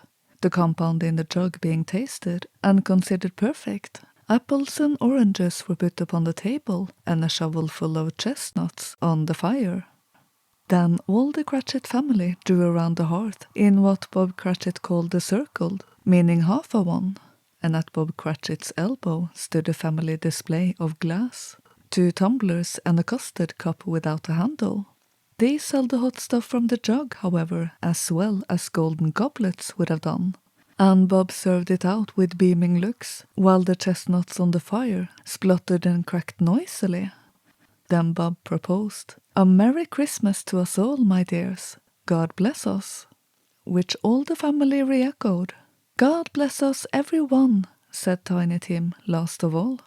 He sat very close to his father's side upon his little stool. Bob held his withered little hand in his, as if he loved the child and wished to keep him by his side, and dreaded that he might be taken from him. "Spirit," said Scrooge with an interest he had never felt before, "tell me if Tiny Tim will live." "I see a vacant seat," replied the ghost, "in the poor chimney corner, and a crutch without an owner, carefully preserved. If these shadows remain unaltered by the future, the child will die." "No, no," said Scrooge. "Oh no, kind spirit, say he will be saved." "If these shadows remain unaltered by the future, none other of my race," returned the ghost, "will find him here." "What then? If he be like to die, he had better do it, and decrease the surplus population." Scrooge hung his head to hear his own words quoted by the spirits, and was overcome with penitence and grief. "Man," said the ghost, "if man you be in heart, not adamant, forbear that wicked cant until you have discovered what the surplus is, and where it is. Will you decide what men shall live, what men shall die? It may be that in the sight of heaven you are more worthless and less fit to live than millions like this poor man's child. O God, to hear the insect on the leaf pronouncing on the too much life among his hungry brothers in the dust." Scrooge bent before the ghost's rebuke, and trembling cast his eyes upon the ground, but he raised them speedily on hearing his own name. "Mr. Scrooge," said Bob, "I'll give you Mr. Scrooge, the founder of the feast." "The founder of the feast, indeed!" cried Mrs. Cratchit, reddening. "I wish I had him here. I'd give him a piece of my mind to feast upon, and I hope he'd had a good appetite for it." "My dear," said Bob, "the children. Christmas Day." "It should be Christmas Day, I'm sure," said she, "on which one drinks the health of such an odious, stinky, hard, unfeeling man as Mr. Scrooge. You know he is, Robert. Nobody knows it better than you, poor fellow." "My dear," was Bob's mild answer, "Christmas Day." "I'll drink to his health for your sake and the day's," said Mrs. Cratchit, "not for his. Long life to him, a Merry Christmas and a Happy New Year. He'll be very merry and very happy, I have no doubt." The children drank the toast after her. It was the first of their proceedings which had no heartiness. Tiny Tim drank it last of all, but he didn't care twopence for it. Scrooge was the ogre of the family. The mention of his name cast a dark shadow on the party, which was not dispelled for full 5 minutes. After it had passed away, they were 10 times merrier than before, from the mere relief of Scrooge the Baleful being done with. Bob Cratchit told them how he had a situation in his eye for Master Peter, which would bring in, if obtained, full 5 and 6pence weekly. The 2 young Cratchits laughed tremendously at the idea of Peter's being a man of business, and Peter himself looked thoughtfully at the fire from between his collars, as if he were deliberating what particular investments he should favour when he came into the receipt of that bewildering income. Martha, who was a poor apprentice at the milliner's, then told them what kind of work she had to do, and how many hours she worked at a stretch, and how she meant to lie abed tomorrow morning for a good long rest. Tomorrow being a holiday she passed at home. Also how she had seen a countess and a lord some days before, and how the lord was much about as tall as Peter, at which Peter pulled up his collar so high that you couldn't have seen his head if you had been there. All this time the chestnuts and the jug went round and round, and by the by they had a song about a lost child travelling in the snow from Tiny Tim, who had a plaintive little voice and sang it very well indeed. There was nothing of high mark in this. They were not a handsome family. They were not well dressed. Their shoes were far from being waterproof. Their clothes were scanty. And Peter might have known, and very likely did, the inside of a pawnbroker's. But they were happy, grateful, pleased with one another, and content with the time. And when they had faded, and looked happier yet in the bright sprinklings of the Spirit's torch at parting, Scrooge had his eye upon them, and especially on Tiny Tim, until the last. By this time it was getting dark and snowing pretty heavily, and as Scrooge and the Spirit went along the streets, the brightness of the roaring fires in kitchens, parlours, and all sorts of rooms was wonderful. Here the flickering of the blaze showed preparation for a cosy dinner, with hot plates baking through and through before the fire, and deep red curtains ready to be drawn to shut out cold and darkness. There all the children of the house were running out into the snow to meet their married sisters, brothers, cousins, uncles, aunts, and be the first to greet them. Here again were shadows on the window blind of guests assembling, and there a group of handsome girls, all hooded and fur-booted, and all chattering at once, tripped lightly off to some near neighbour's house, where woe upon the single man who saw them enter. Artful witches, well they knew it, in a glow.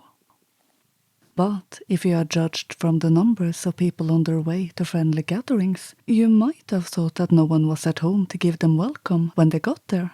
Instead of every house expecting company and piling up its fires half chimney high, blessings on it, how the ghost exulted, how it bared its breadth of breast, and opened its capacious palm, and floated on, outpouring with a generous hand its bright and harmless mirth on everything within its reach. The very lamplighter who ran on before, dotting the dusky street with specks of light, and who was dressed to spend the evening somewhere, laughed out loudly as the Spirit passed, though little kenned the lamplighter that he had any company but Christmas.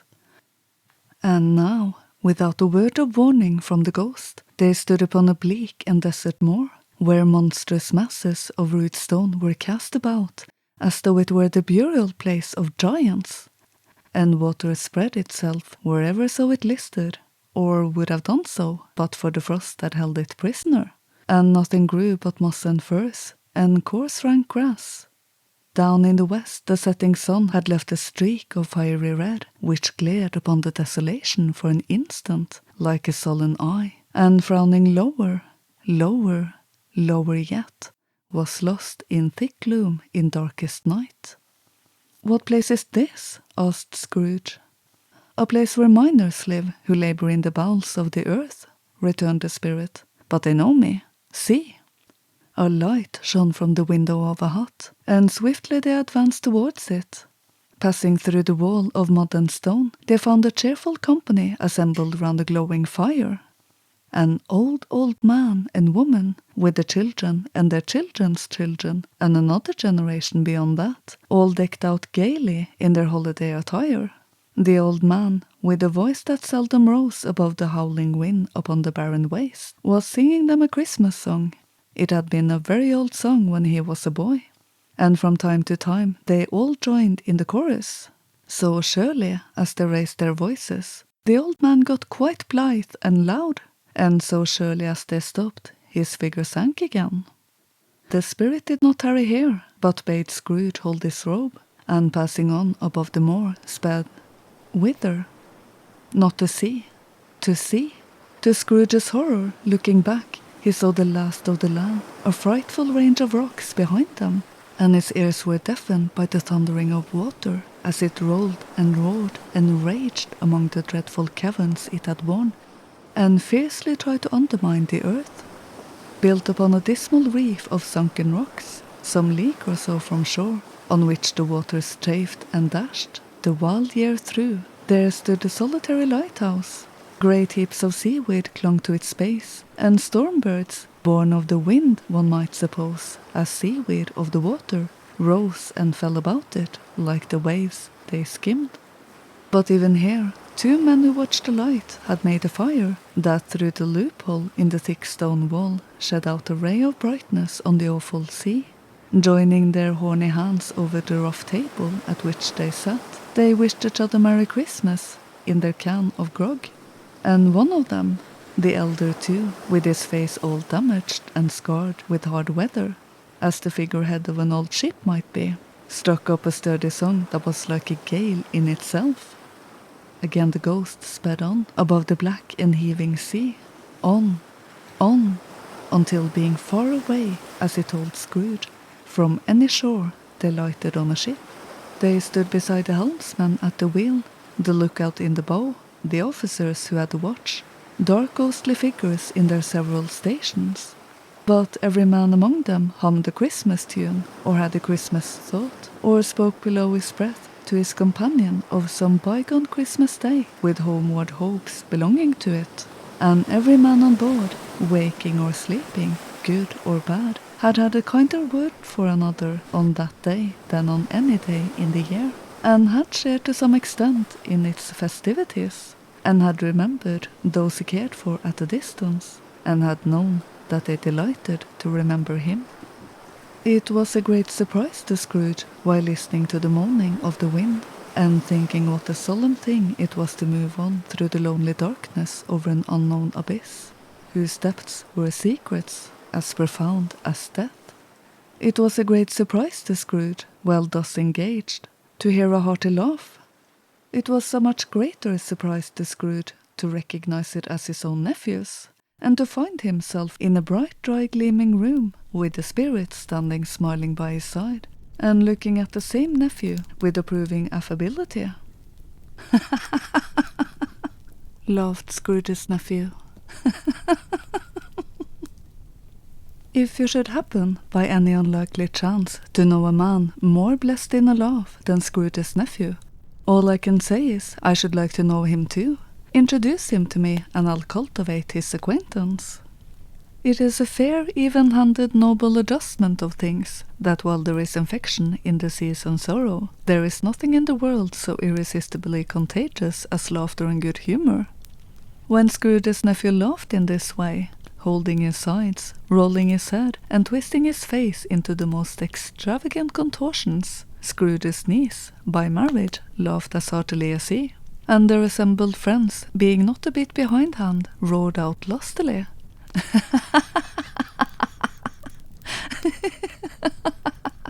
He said that Christmas was a humbug as I live, cried Scrooge's nephew. He believed it too. More shame for him, Fred, said Scrooge's niece indignantly. Bless those women, they never do anything by halves. They are always earnest. She was very pretty, exceedingly pretty, with a dimpled, surprised-looking capital face, a ripe little mouth that seemed made to be kissed, as no doubt it was. All kinds of good little dots about her chin that melted into one another when she laughed, and the sunniest pair of eyes you ever saw in any little creature's head. Altogether, she was what you would have called provoking, you know, but satisfactory. He's a comical old fellow, said Scrooge's nephew. That's the truth, and not so pleasant as he might be. However, his offences carry their own punishment, and I have nothing to say against him.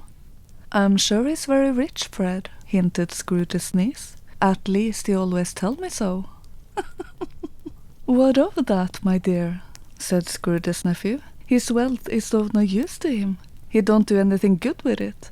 He don't make himself comfortable with it. He hasn't the satisfaction of thinking that he's ever going to benefit us with it. I have no patience with him, observed Scrooge's niece. Scrooge's niece's sisters and the other ladies expressed the same opinion. Oh, I have, said Scrooge's nephew. I'm sorry for him. I couldn't be angry with him if I tried. Who suffers by his ill whims? Himself, always. Here, he takes it into his head to dislike us, and he won't come and dine with us. What's the consequence? He don't lose much of a dinner." "Indeed, I think he loses a very good dinner," interrupted Scrooge's niece. Everybody else said the same, and they must be allowed to have been competent judges, because they had just had dinner, and with the dessert upon the table were clustered around the fire by lamplight. "Well, I'm very glad to hear it," said Scrooge's nephew, "because I haven't great faith in these young housekeepers. What do you say, Topper?" Topper had clearly got his eye upon one of Scrooge's niece's sisters, for he answered that the bachelor was a wretched outcast, who had no right to express an opinion on the subject, whereat Scrooge's niece's sister, the plump one with the lace tucker, not the one with the roses, blushed. "Do go on, Fred," said Scrooge's niece, clapping her hands. "He never finishes what he begins to say. He is such a ridiculous fellow." Scrooge's nephew revelled in another laugh, and it was impossible to keep the infection off, though the plump sister tried hard to do it with aromatic vinegar. His example was unanimously followed. "I was only going to say," said Scrooge's nephew, "that the consequence of his taking a dislike to us, and not make merry with us, is, as I think, that he loses some pleasant moments which could do him no harm. I am sure he loses pleasanter companions than he can find in his own thoughts, either in his mouldy old office or his dusty chambers. I mean to give him the same chance every year, whether he likes it or not, for I pity him. He may rail at Christmas till he dies, but he can't help thinking better of it. I defy him, if he finds me going there in good temper year after year, and saying, 'Uncle Scrooge, how are you?' If it only puts him in the vein to leave his poor clerk £50, that's something. And I think I shook him yesterday." It was their turn to laugh now at the notion of his shaking Scrooge, but being thoroughly good-natured, and not much caring what they laughed at, so that they laughed at any rate, he encouraged them in their merriment, and passed the bottle joyously. After tea they had some music, for they were a musical family, and knew what they were about when they sang a glee or catch, I can assure you. Especially Topper, who could growl away in the bass like a good one, and never swell the large veins in his forehead, or get red in the face over it. Scrooge's niece played well upon the harp, and played among other tunes a simple little air. A mere nothing, you might learn to whistle it in 2 minutes, which had been familiar to the child who fetched Scrooge from the boarding school, as he had been reminded by the ghost of Christmas past. When this strain of music sounded, all the things that the ghost had shown him came upon his mind. He softened more and more, and thought that if he could have listened to it often, years ago, he might have cultivated the kindness of life for his own happiness with his own hands, without resorting to the sexton's spade that buried Jacob Marley. But I didn't devote a whole evening to music. After a while they played at forfeits, for it is good to be children sometimes, and never better than at Christmas, when its mighty founder was a child himself. Stop! There was first a game of blind man's buff. Of course there was. And I no more believe Topper was really blind than I believe he had eyes in his boots. My opinion is that it was a done thing between him and Scrooge's nephew, and that the ghost of Christmas present knew it. The way he went after that plump sister in the lace tucker was an outrage on the credulity of human nature, knocking down the fire irons, tumbling over the chairs, bumping against the piano, smothering himself among the curtains. Wherever she went, there went he. He always knew where the plump sister was. He wouldn't catch anybody else. If he had fallen up against him, as some of them did, on purpose, he would have made a feint of endeavouring to seize you, which would have been an affront to your understanding, and would instantly have sidled off in the direction of the plump sister. She often cried out that it wasn't fair, and it really was not.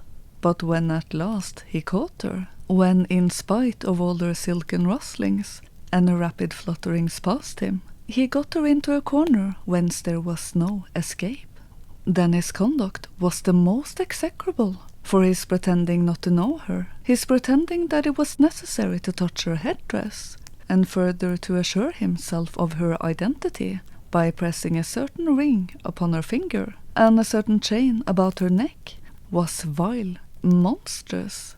No doubt she told him her opinion of it, when, another blind man being in office, they were so very confidential together behind the curtains. Scrooge's niece was not one of the blind man's buff party, but was made comfortable with a large chair and a footstool in a snug corner, where the ghost and Scrooge were close behind her. But she joined in the forfeits, and loved her love to admiration with all the letters of the alphabet. Likewise at the game of how, when, and where, she was very great, and to the secret joy of Scrooge's nephew, beat her sisters hollow, though they were sharp girls too, as could have told you. There might have been 20 people there, young and old, but they all played, and so did Scrooge, for wholly forgetting the interest he had in what was going on, that his voice made no sound in their ears. He sometimes came out with his guess quite loud, and very often guessed quite right too, for the sharpest needle, best Whitechapel, warranted not a cut in the eye, was not sharper than Scrooge, blunt as he took it in his head to be. The ghost was greatly pleased to find him in this mood, and looked upon him with such favour that he begged like a boy to be allowed to stay until the guests departed. But this, the spirit said, could not be done. "Here is a new game," said Scrooge. "Half an hour, spirit, only one." It was a game called Yes and No, where Scrooge's nephew had to think of something, and the rest must find out what. He only answered to their questions yes or no, as the case was. The brisk fire of questioning to which he was exposed elicited from him that he was thinking of an animal, a live animal, rather a disagreeable animal, a savage animal, an animal that growled and grunted sometimes, and talked sometimes, and lived in London, and walked about the streets, and wasn't made of snow, and wasn't led by anybody, and didn't live in a menagerie, and was never killed in a market, and was not a horse, or an ass, or a cow, or a bull, or a tiger, or a dog, or a pig, or a cat, or a bear. At every fresh question that was put to him, this nephew burst in a fresh roar of laughter, and was so inexpressibly tickled that he was obliged to get up off the sofa and stamp. At last the plump sister, falling into a similar state, cried out, "I have found it out! I know what it is, Fred! I know what it is!" "What is it?" cried Fred. "It's your Uncle Scrooge!" Which it certainly was. Admiration was the universal sentiment, though some objected that the reply to "Is it a bear?" ought to have been yes, inasmuch as an answer in the negative was sufficient to have diverted their thoughts from Mr. Scrooge, supposing they had ever had any tendency that way. "He has given us plenty of merriment, I am sure," said Fred, "and it would be ungrateful not to drink to his health. Here is a glass of mulled wine ready to our hand at the moment, and I say, Uncle Scrooge." "Well, Uncle Scrooge," they cried. "A Merry Christmas and a Happy New Year to the old man, whatever he is," said Scrooge's nephew. "He wouldn't take it from me, but he may have it, nevertheless. Uncle Scrooge." Uncle Scrooge had imperceptibly become so gay and light of heart that he would have pledged the unconscious company in return, and thanked them in an inaudible speech, if the ghost had given him time. But the whole scene passed off in the breath of the last word spoken by his nephew, and he and the spirit were again upon their travels. Much they saw, and far they went, and many homes they visited, but always with a happy end. The spirit stood beside sick beds, and they were cheerful, in foreign lands, and they were close at home, by struggling men, and they were patient in their greater hope, by poverty, and it was rich, in almshouses, hospital, and jail, in misery's every refuge, where vain man in his little brief authority had not made fast the door and barred the spirit out. He left his blessing and taught Scrooge his precepts. It was a long night, if it were only a night, but Scrooge had his doubts of this, because the Christmas holidays appeared to be condensed into the space of time they passed together. It was strange, too, that while Scrooge remained unaltered in his outward form, The ghost grew older, clearly older. Scrooge had observed this change, but never spoke of it until they left the children's 12th night party, when, looking at the spirit as they stood together in an open place, he noticed that its hair was grey. "Are spirits' lives so short?" asked Scrooge.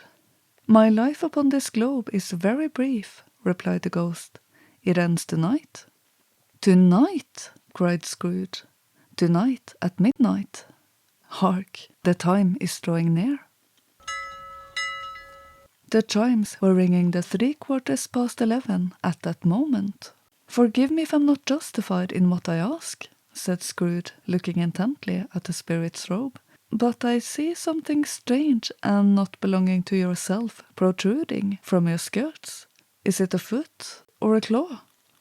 "It might be a claw, for the flesh there is upon it," was the spirit's sorrowful reply. "Look here."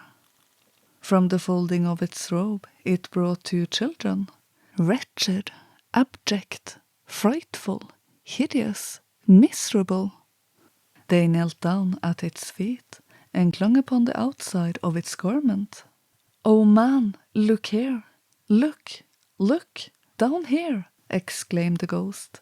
They were a boy and a girl, yellow, meagre, ragged, scowling, wolfish, but prostrate too in their humility, where graceful youth should have filled their features out and touched them with its freshest tints. A stale and shriveled hand, like that of age, had pinched and twisted them and pulled them into shreds. Where angels might have sat enthroned, devils lurked and glared out menacing. No change, no degradation, no perversion of humanity in any grade through all the mysteries of wonderful creation has monsters half so horrible and dread. Scrooge started back, appalled. Having them shown to him in this way, he tried to say that they were fine children, but the words choked themselves rather than be party to a lie of such enormous magnitudes. "Spirit, are they yours?" Scrooge could say no more. "They are man's," said the spirit, looking down upon them, "and they cling to me, appealing from their fathers. This boy is ignorance, this girl is want. Beware them both, and all of their degree, but most of all beware this boy, for on his brow I see that written which is doom, unless the writing be erased." "Deny it!" cried the spirit, stretching out its hand towards the city. "Slander those who tell it to ye. Admit it for your facetious purposes, and make it worse, and abide the end." "Have they no refuge or resource?" cried Scrooge. "Are there no prisons?" said the spirit, turning on him for the last time with his own words. "Are there no workhouses?" The bell struck 12. Scrooge looked about him for the ghost, and saw it not. As the last stroke ceased to vibrate, he remembered the prediction of old Jacob Marley, and lifting up his eyes, beheld a solemn phantom, draped and hooded, coming like a mist along the ground towards him.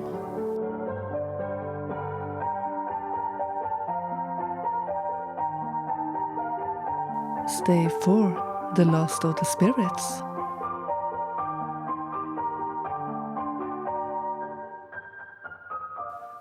The phantom slowly, gravely, silently approached. When it came, Scrooge bent down upon his knee, for in the very air through which this spirit moved, it seemed to scatter gloom and mystery. It was shrouded in a deep black garment, which concealed its head, its face, its form, and left nothing of it visible save one outstretched hand. But for this it would have been difficult to detach its figure from the night, and separate it from the darkness by which it was surrounded. He felt that it was tall and stately when it came beside him, and that its mysterious presence filled him with a solemn dread. He knew no more, for the spirit neither spoke nor moved. "I am in the presence of the ghost of Christmas yet to come," said Scrooge. The spirit answered not, but pointed onward with its hand. "You're about to show me shadows of the things that have not happened, but will happen in the time before us," Scrooge pursued. "Is that so, spirit?" The upper portion of the garment was contracted for an instant in its folds, as if the spirit had inclined its head. That was the only answer he received. Although well used to ghostly company by this time, Scrooge feared the silent shape so much that his legs trembled beneath him, and he found that he could hardly stand when he prepared to follow it. The spirit pauses a moment as observing his condition and giving him time to recover. But Scrooge was all the worse for this. It thrilled him with a vague, uncertain horror to know that behind the dusky shroud there were ghostly eyes intently fixed upon him, while he, though he stretched his own to the utmost, could see nothing but the spectral hand and one great heap of black. "Ghost of the future," he exclaimed, "I fear you more than any spectre I have seen. But as I know your purpose is to do me good, and as I hope to live to be another man from what I was, I am prepared to bear you company, and do it with a thankful heart. Will you not speak to me?" It gave him no reply. The hand was pointed straight before them. "Lead on," said Scrooge, "lead on. The night is waning fast, and it is precious time to me, I know. Lead on, spirit." The phantom moved away as it had come towards him. Scrooge followed in the shadow of its dress, which bore him up, he thought, and carried him along. They scarcely seemed to enter the city, for the city rather seemed to spring up about them and encompass them of its own act. But there they were in the heart of it, on 'change among the merchants, who hurried up and down, and chinked the money in their pockets, and conversed in groups, and looked at their watches, and trifled thoughtfully with their great gold seals, and so forth, as Scrooge had seen them often. The spirit stopped beside one little knot of businessmen. Observing that the hand was pointed to them, Scrooge advanced to listen to their talk. "No," said the great fat man with the monstrous chin. "I don't know much about it either way. I only know he's dead." "When did he die?" inquired another. "Last night, I believe." "Why, what was the matter with him?" asked the third, taking a vast quantity of snuff out of a very large snuff-box. "I thought he'd never die." "God knows," said the first with a yawn. "What has he done with his money?" asked the red-faced gentleman, with a pendulous excrescence on the end of his nose that shook like the gills of a turkey-cock. "I haven't heard," said the man with the large chin, yawning again. "Left it to his company, perhaps? He hasn't left it to me, that's all I know." This pleasantry was received with a general laugh. "It's likely to be a very cheap funeral," said the same speaker, "for upon my life, I don't know of anybody to go to it. Suppose we make up a party and volunteer?"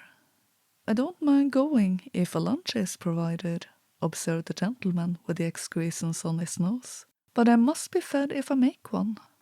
Another laugh.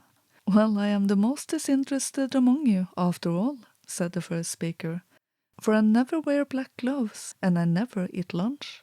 But I'll offer to go if anybody else will."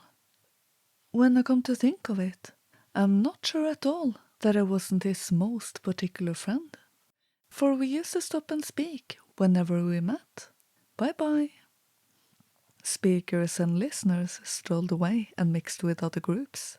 Scrooge knew the man and looked towards the ghost for an explanation. The phantom glided onto a street, its finger pointed to two persons meeting. Scrooge listened again, thinking that the explanation might lie here. He knew these men also perfectly. They were men of high business, very wealthy, and of great importance. He had made a point always of standing well in their esteem, in a business point of view, that is, strictly in a business point of view. "How are you?" said one. "How are you?" returned the other. "Well," said the first, "Old Scratch has got his own at last, eh?" "So I'm told," returned the second. "Cold, isn't it? Seasonable for Christmas time. You're not a skater, I suppose?" No, Something else to think of. Good morning. Not another word. That was their meeting, their conversation, and their parting. Scrooge was at first inclined to be surprised that the spirits should attach importance to conversations apparently so trivial, but feeling assured that they must have some hidden purpose, he set himself to consider what it was likely to be. They could scarcely be supposed to have any bearing on the death of Jacob, his old partner, for that was past, and this ghost's provenance was the future. Nor could he think of anyone immediately connected with himself to whom he could apply them, but nothing doubting that to whomsoever they applied, they had some latent moral of his own improvement, and a resolve to treasure up every word he heard and everything he saw, and especially to observe the shadow of himself when it appeared, for he had an expectation that the conduct of his future self would give him the clue he missed, and would render the solution of these riddles easy. He looked about in that very place for his own image, but another man stood in his accustomed corner, and though the clock pointed to his usual time of day for being there, he saw no likeness of himself among the multitudes that poured in through the porch. It gave him little surprise, however, for he had been revolving in his mind a change of life, and thought and hoped he saw his newborn resolutions carried out in this. Quiet and dark, beside him stood the phantom with its outstretched hand. When he roused himself from his thoughtful quest, he fancied from the turn of the hand and its situation in reference to himself that the unseen eyes were looking at him keenly. It made him shudder and feel very cold. They left the busy scene and went into an obscure part of the town, where Scrooge had never penetrated before, although he recognized its situation and its bad repute. The ways were foul and narrow, the shops and houses wretched, the people half naked, drunken, slipshod, ugly. Alleys and archways, like so many cesspools, disgorged their offences of smell and dirt and life upon the struggling streets, and the whole quarter reeked with crime, with filth and misery. Far in this den of infamous resort, there was a low-browed beetling shop below a penthouse roof, where iron, old rags, bottles, bones, and greasy offal were bought. Upon the floor within were piled up heaps of rusty keys, nails, chains, hinges, files, scales, weights, and refuse iron of all kinds. Secrets that few would like to scrutinize were bred and hidden in mountains of unseemly rags, masses of corrupted fat, and sepulchres of bones. Sitting among the wares he dealt in, by a charcoal stove made of old bricks, was a grey-haired rascal, nearly 70 years of age, who had screened himself from the cold air without by a frowsy curtaining of melancholic tatters hung upon a line, and smoked his pipe in all the luxury of calm retirement. Scrooge and the Phantom came into the presence of this man, just as the woman with the heavy bundle slunk into the shop. But she had scarcely entered when another woman, similarly laden, came in too, and she was closely followed by a man in faded black, who was no less startled by the sight of them than they had been upon the recognition of each other. After a short period of blank astonishment, in which the old man with the pipe had joined them, they all three burst into a laugh. "Let the charwoman alone be the first," cried she who had entered first. "Let the laundress alone be the second, and let the undertaker's man alone be the third. Look here, Joe, here's a chance, if we haven't all three met here without meaning it." "You couldn't have met in a better place," said old Joe, removing his pipe from his mouth. "Come into the parlour. You were made free of it long ago, you know, and the other two ain't strangers. Stop till I shut the door of the shop." Oh, how it squeaks! There ain't such a rusty bit of metal in the place as its own hinges, I believe, and I'm sure there's no such old bones here as mine. We're all suitable to our calling. We're well matched. Come into the parlour. Come into the parlour." The parlour was the space behind the screen of rags. The old man raked the fire together with an old stair rod, and having trimmed his smoky lamp, for it was night, with the stem of his pipe, he put it in his mouth again. While he did this, the woman who had already spoken threw her bundle on the floor and sat down in a flaunting manner on a stool, crossing her elbows on her knees, and looking with a bold defiance at the other two. "What odds, then? What odds, Mrs. Dilber?" said the woman. "Every person has a right to take care of themselves. He always did." "That's true indeed," said the laundress. "No man more so." "Why, then, don't stand staring as if you're afraid, woman. Who's the wiser? We're not going to be colds in each other's coats, I suppose?" "No, indeed," said Mrs. Dilber and the man together. "We should hope not." "Very well, then," cried the woman. "That's enough. Who is the worse for the loss of a few things like these? Not a dead man, I suppose?" "No, indeed," said Mrs. Dilber, laughing. "If he wanted to keep them after he was dead, a wicked old screw," pursued the woman. "Why wasn't he natural in his lifetime? If he had been, he'd have somebody to look after him when he was struck with death, instead of lying gasping out his last there, alone, by himself." "It's the truest word that was ever spoke," said Mrs. Dilber. "It's a judgment on him." "I wish it was a little heavier judgment," replied the woman. "And it should have been, you may depend on it, if I could have laid my hands on anything else. Open that bundle, old Joe, and let me know the value of it. Speak out plain. I'm not afraid to be the first, nor afraid for them to see it. We know pretty well that we were helping ourselves before we met here, I believe. It's no sin. Open the bundle, Joe." But the gallantry of her friends would not allow of this, and the man in the faded black, mounting the breach first, produced his plunder. It was not extensive. A seal or two, a pencil case, a pair of sleeve buttons, and a brooch of no great value were all. They were severely examined and appraised by old Joe, who chalked the sums he was disposed to give for each upon the wall, and added them up into a total when he found there was nothing more to come. "That's your account," said Joe, "and I wouldn't give another sixpence if I was to be boiled for not doing it. Who's next?" Mrs. Dilber was next. Sheets and towels, a little wearing apparel, 2 old-fashioned silver spoons, a pair of sugar tongs, and a few boots. Her account was stated on the wall in the same manner. "I always give too much to ladies. It's a weakness of mine, and that's the way I ruin myself," said old Joe. "That's your account. If you asked me for another penny and made it an open question, I'd repent of being so liberal and knock off half a crown." "And now undo my bundle, Joe," said the first woman. Joe went down on his knees for the greater convenience of opening it, and having unfastened a great many knots, dragged out a large and heavy roll of some dark stuff. "What do you call this?" said Joe. "Bed curtains."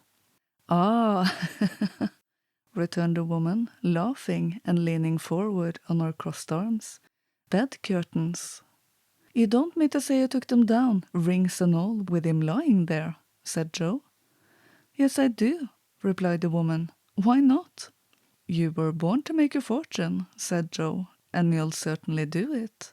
"I certainly shan't hold my hand when I can get anything in it by reaching it out, for the sake of such a man as he was, I promise you, Joe," returned the woman coolly. "Don't drop that oil on the blankets now." "His blankets?" asked Joe.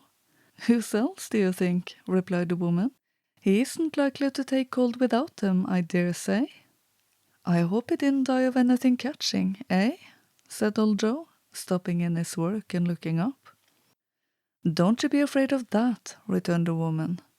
"I ain't so fond of his company that I'd loiter about him for such a thing if he did. Oh, you may look through that shirt till your eyes ache, but you won't find a hole in it, nor a threadbare place. It's the best he had, and a fine one too. They'd had wasted it if it hadn't been for me." "What do you call wasting it?" asked old Joe. "Putting it on him to be buried in, to be sure," replied the woman with a laugh. "Somebody was fool enough to do it, but I took it off again. If calico ain't good enough for such a purpose, it isn't good enough for anything. It's quite becoming to the body. He can't look uglier than he did in that one." Scrooge listened to this dialogue in horror, as they sat grouped about their spoil. In the scanty light afforded by the old man's lamp, he viewed them with a detestation and disgust, which could hardly have been greater, though the demons marketing the corpse itself. Laughed the same woman, when old Joe, producing a flannel bag with money in it, told out their several gains upon the ground. This is the end of it, you see. He frightened everyone away from him when he was alive, to profit us when he was dead. Spirit, said Scrooge, shuddering from head to foot. I see. The case of this unhappy man might be my own. My life tendeth sway now. Merciful heaven, what is this? He recoiled in terror, for the scene had changed, and now he almost touched the bed, a bare, uncurtained bed, on which, beneath a ragged sheath, there lay something covered up, which, though it was dumb, announced itself in awful language. The room was very dark, too dark to be observed with any accuracy, though Scrooge glanced around it in obedience to a secret impulse, anxious to know what kind of room it was. A pale light, rising in the outer air, fell straight upon the bed, and on it, plundered and bereft, unwatched, unwept, uncared for, was the body of this man. Scrooge glanced towards the phantom. Its steady hand was pointed to the head. The cover was so carelessly adjusted that the slightest raising of it, the motion of a finger upon Scrooge's part, would have disclosed the face. He thought of it, felt how easy it would be to do, and longed to do it, but had no more power to withdraw the veil than to dismiss the spectre at his side. O cold, cold, rigid, dreadful death, set upon thine altar here, and dressed with such terrors as thou hast at thy command, for this is thy dominion.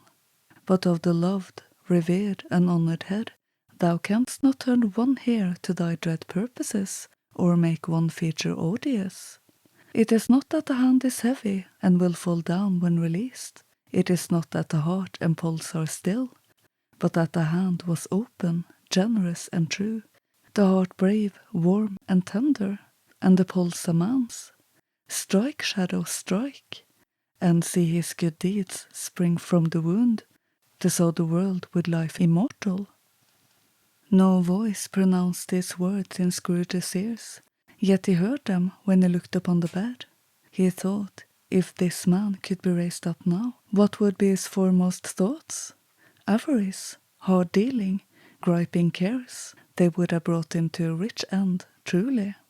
He lay in the dark empty house, with not a man, a woman, or a child, to say that he was kind to me in this or that, and for the memory of one kind word, I will be kind to him.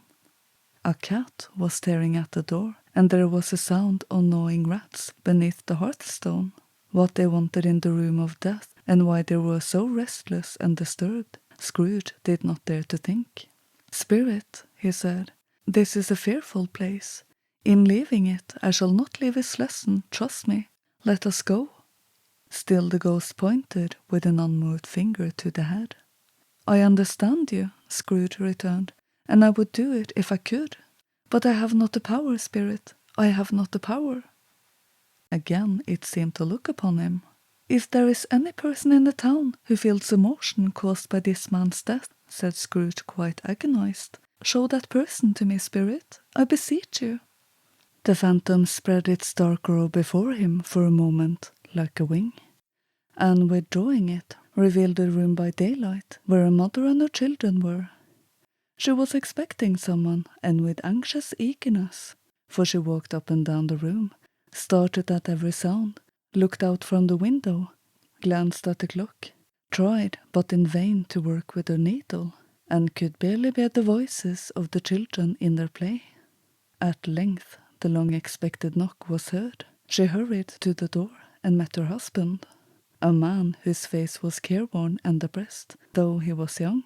There was a remarkable expression in it now, a kind of serious delight of which he felt ashamed, and which he struggled to repress. He sat down to the dinner that had been boarding for him by the fire, and when she asked him faintly what news, which was not until after a long silence, he appeared embarrassed how to answer. "Is it good," she said, "or bad, to help him?" "Bad," he answered. "We are quite ruined." "No, there is hope yet, Caroline." "If he relents," she said amazed, "there is. Nothing is past hope if such a miracle has happened."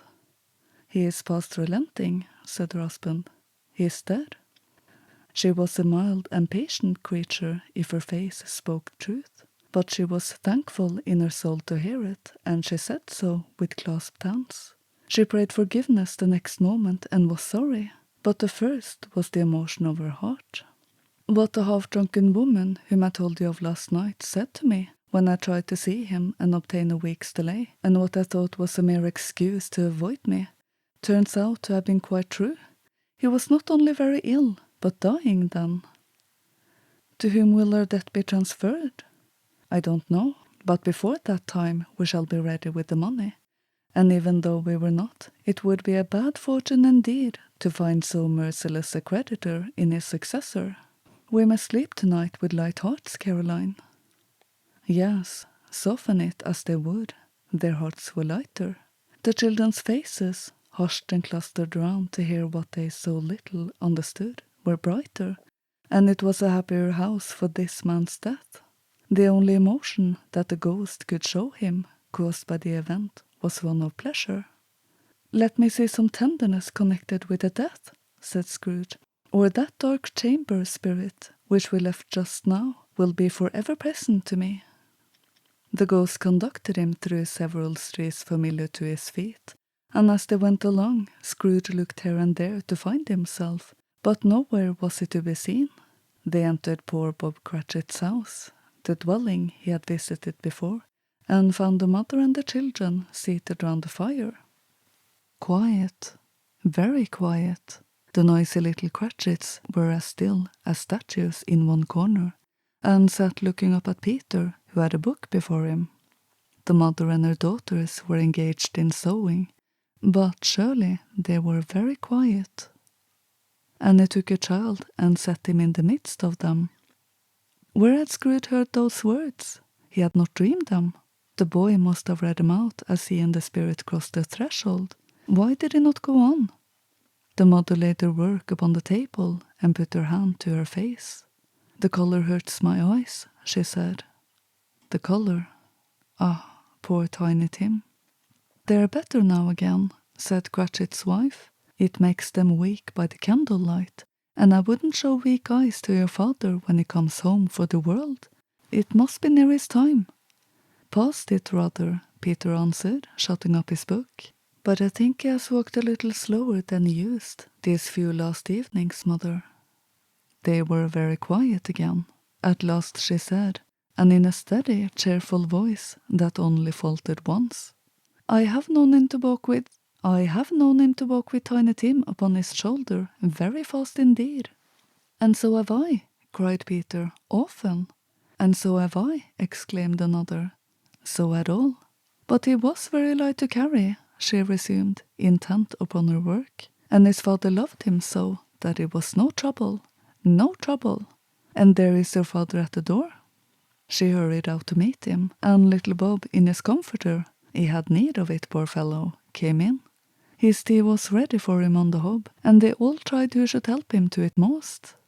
Then the two young Cratchits got upon his knees and laid each child a little cheek against his face, as if they said, "Don't mind it, father, don't be grieved." Bob was very cheerful with them, and spoke pleasantly to all the family. He looked at the work upon the table, and praised the industry and speed of Mrs. Cratchit and the girls. They would be done long before Sunday, he said.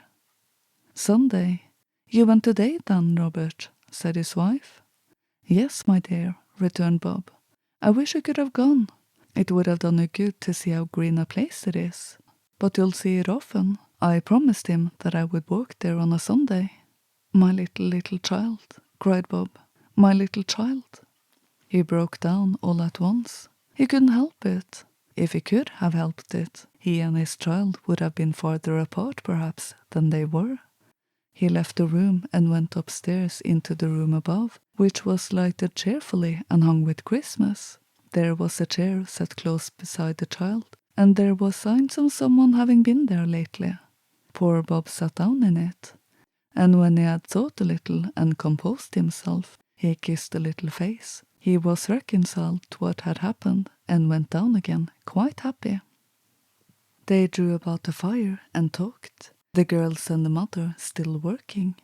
Bob told them of the extraordinary kindness of Mr. Scrooge's nephew, whom he had scarcely seen but once, and who, meeting him in the street that day, and seeing that he looked just a little down, you know, said Bob, inquired what had happened to distress him.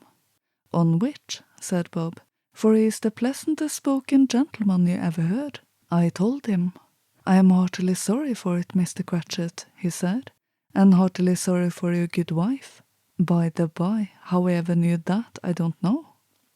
Knew what, my dear? Why, that you were a good wife, replied Bob. Everybody knows that, said Peter. Very well observed, my boy, cried Bob. I hope they do. Heartily sorry, he said, for your good wife. If I can be of service to you in any way, he said, giving me his card, that's where I live. Pray come to me. Now it wasn't, cried Bob, for the sake of anything he might be able to do for us, so as much for his kind way, that this was quite delightful. It really seemed as if he had known our Tiny Tim and felt with us. I'm sure he's a good soul, said Mrs. Cratchit. You would be surer of it, my dear, returned Bob, if you saw and spoke to him. I shouldn't be at all surprised, mark what I say, if he got Peter a better situation. Only hear that, Peter, said Mrs. Cratchit. And then, cried one of the girls, Peter will be keeping company with someone and setting up for himself. Get along with you, retorted Peter, grinning. It's just as likely as not, said Bob, one of these days, though there's plenty of time for that, my dear. But however and whenever we part from one another, I am sure we shall none of us forget poor Tiny Tim, shall we, or this first parting that were among us? Never, father, cried the owl. And I know, said Bob, I know, my dears, that when we recollect how patient and how mild he was, although he was a little child, we shall not quarrel easily among ourselves and forget poor Tiny Tim in doing it. No, never, father, they all cried again. I am very happy, said little Bob. I am very happy. Mrs. Cratchit kissed him, his daughters kissed him, the two young Cratchits kissed him, and Peter and himself shook hands. Spirit of Tiny Tim, thy childish essence was from God. Spectre, said Scrooge, something informs me that our parting moment is at hand. I know it, but I know not how. Tell me what man that was, whom we saw lying dead. The ghost of Christmas yet to come conveyed him as before, though at a different time, he thought. Indeed, there seemed no order in these latter visions, save that they were in the future, into the resorts of businessmen, but showed him not himself. Indeed, the spirit did not stray for anything, but went straight on, as to the end just now desired, until besought by Scrooge to tarry for a moment.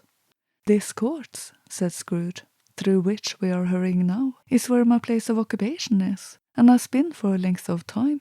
I see the house. Let me behold what I shall be in days to come. The spirit stopped. The hand was pointed elsewhere. The house is yonder, Scrooge exclaimed. Why do you point away? The inexorable finger underwent no change. Scrooge hastened to the window of his office and looked in. It was an office still, but not his. The furniture was not the same, and the figure in the chair was not himself. The phantom pointed as before. He joined it once again, and wondering why and whither he had gone, accompanied it until they reached an iron gate. He paused to look around before entering. A churchyard. Here, then, the wretched man, whose name he had now to learn, lay underneath the ground. It was a worthy place, walled in by houses, overrun by grass and weeds, The growth of vegetation's death, not life. Choked up with too much burying, fat with replete appetite. A worthy place. The spirit stood among the graves and pointed down to one. He advanced towards it, trembling. The phantom was exactly as it had been, but he dreaded that he saw new meaning in its sullen shape. "Before I draw nearer to that stone to which you point," said Scrooge, "answer me one question. Are these the shadows of things that will be, or are they shadows of things that may be only?" Still the ghost pointed downward to the grave by which it stood. "Men's courses will foreshadow certain ends, to which, if persevered in, they must lead," said Scrooge. "But if the course be departed from, the ends will change. Say it is thus with what you show me." The spirit was immovable as ever. Scrooge crept towards it, trembling as he went, and following the finger read upon the stone of the neglected grave his own name, Ebenezer Scrooge. "Am I that man who lay upon the bed?" he cried upon his knees. The finger pointed from the grave to him and back again. "No, spirit, oh no, no!" The finger still was there. "Spirit," he cried, tight clutching at its robe, "hear me, I am not the man I was. I will not be the man I must have been, but for this intercourse. Why show me this, if I am past all hope?" For the first time the hand appeared to shake. "Good spirit," he pursued, as down upon the ground he fell before it, "your nature intercedes for me, and pities me. Assure me that I yet may change these shadows you have shown me by an altered life." The kind hand trembled. "I will honor Christmas in my heart, and try to keep it all the year. I will live in the past, the present, and the future. The spirits of all three shall strive within me. I will not shut out the lessons that they teach. Oh, tell me I may sponge away the writing on this stone." In his agony he caught the spectral hand. It sought to free itself, but he was strong in his treaty, and detained it. The spirit, stronger yet, repulsed him. Holding up his hands in a last prayer to have his fate reversed, he saw an alteration in the phantom's hood and dress. It shrunk, collapsed, and dwindled down into a bedpost.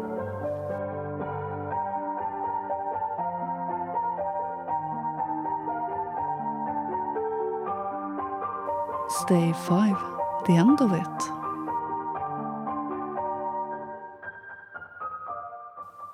Yes, and the bedpost was his own.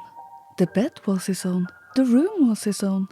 Best and happiest of all, the time before him was his own to make amends in. "I will live in the past, the present, and the future," Scrooge repeated as he scrambled out of bed. "The spirits of all three shall strive within me. Oh, Jacob Marley, heaven and the Christmas time be praised for this. I say it on my knees, old Jacob, on my knees." He was so fluttered and so glowing with his good intentions that his broken voice would scarcely answer to his call. He had been sobbing violently in his conflict with the spirit, and his face was wet with tears. "They are not torn down," cried Scrooge, folding one of his bed curtains in his arms. "They are not torn down, rings and all. They are here. I am here. The shadows of the things that would have been may be dispelled. They will be. I know they will."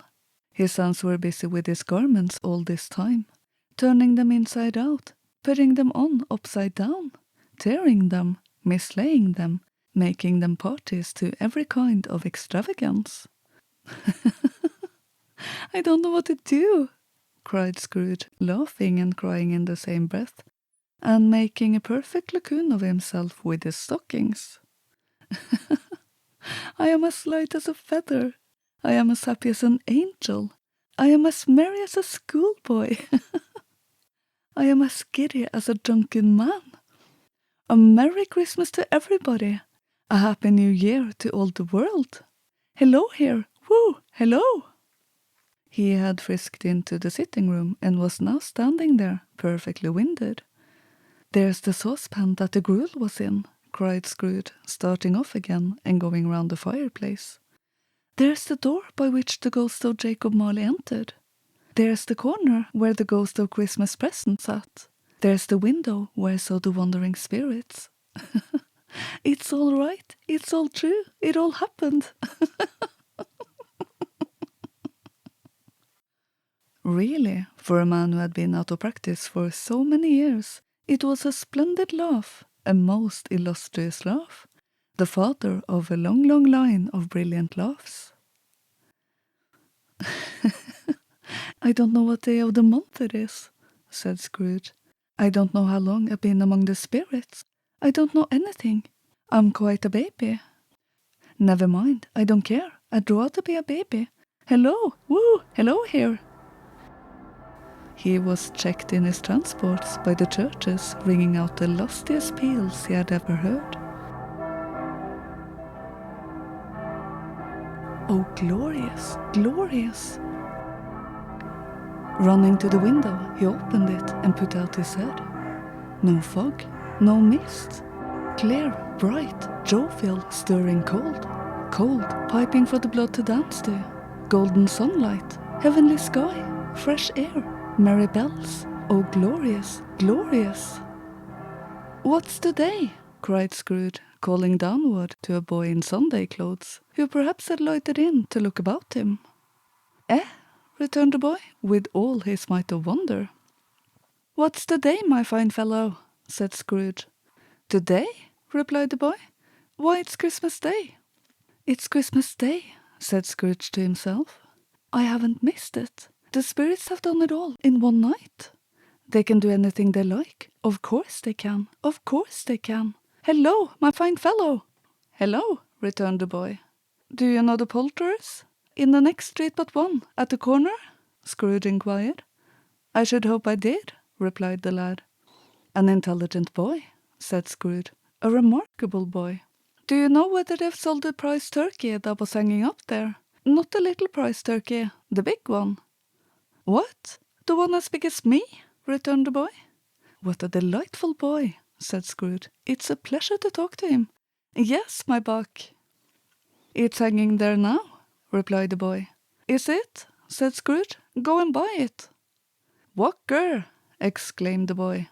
No, no, said Scrooge. I am in earnest. Go and buy it, and tell them to bring it here, that I may give them the direction where to take it. Come back with the man, and I'll give you a shilling. Come back with him in less than 5 minutes, and I'll give you half a crown. The boy was off like a shot. He must have had a steady hand at the trigger, who could have got the shot off half so fast. I'll send it to Bob Cratchit's, whispered Scrooge, rubbing his hand and spitting with a laugh. You shan't know who sends it. It's twice the size of Tiny Tim. Joe Miller never made such a joke as sending it to Bob's will be. The hand in which he wrote the address was not a steady one, but write it he did, somehow, and went downstairs to open the street door, ready for the coming of the poulterer's man. As he stood there, waiting for his arrival, the knocker caught his eye. I shall love it as long as I live, cried Scrooge, patting it with his hand. I scarcely ever looked at it before. What an honest expression it has in its face. It's a wonderful knocker. Here's the turkey. Hello, woo! How are you? Merry Christmas! It was a turkey. He never could have stood upon his legs, that bird. He would have snapped them short off in a minute, like sticks of sealing wax. Why, it's impossible to carry that to Camden Town, said Scrooge. You must have a cab. The chuckle with which he said this, and the chuckle with which he paid for the turkey, and the chuckle with which he paid for the cab, and the chuckle with which he recompensed the boy, were only to be exceeded by the chuckle with which he sat down, breathless in his chair again, and chuckled till he cried. Shaving was not an easy task, for his hand continued to shake very much, and shaving requires attention even when you don't dance while you're at it. But if he had cut the end of his nose off, he would have put a piece of sticking plaster over it and been quite satisfied. He dressed himself all in his best, and at last got out into the streets. The people were by this time pouring forth, as he had seen them with the ghost of Christmas present. And walking with his hands behind him, Scrooge regarded every one with a delighted smile. He looked so irresistibly pleasant in a word that 3 or 4 good-humoured fellows said, "Good morning, sir, a Merry Christmas to you." And Scrooge said often afterwards that of all the blithe sounds he had ever heard, those were the blithest in his ears. He had not gone far when, coming on towards him, he beheld a portly gentleman who had walked into his counting-house the day before and said, "Scrooge and Marley's, I believe?" It sent a pang across his heart to think how this old gentleman would look upon him when they met. But he knew what path lay straight before him, and he took it. "My dear sir," said Scrooge, quickening his pace and taking the old gentleman by both his hands, "how do you do? I hope you succeeded yesterday. It was very kind of you. A Merry Christmas to you, sir." "Mr. Scrooge?" "Yes," said Scrooge, "that is my name, and I fear it may not be pleasant to you. Allow me to ask your pardon. And will you have the goodness—" Here Scrooge whispered in his ear. "Lord bless me!" cried the gentleman, as if his breath were taken away. "My dear Scrooge, are you serious?" "If you please," said Scrooge, "not a farthing less. A great many back payments are included in it, I assure you. Will you do me that favor?" "My dear sir," said the other, shaking hands with him, "I don't know what to say to such magnificence." "Don't say anything, please," retorted Scrooge. "Come and see me. Will you come and see me?" "I will," cried the old gentleman, and it was clear he meant to do it. "Thank you," said Scrooge. "I am much obliged to you. I thank you 50 times. Bless you." He went to church and walked about the streets and watched the people hurry to and fro and patted children on the head and questioned beggars and looked down into the kitchens of houses and up to the windows and found that everything could yield him pleasure. He had never dreamed that any walk, that anything, could give him so much happiness. In the afternoon he turned his steps towards his nephew's house. He passed the door a dozen times before he had the courage to go up and knock. But he made a dash and did it.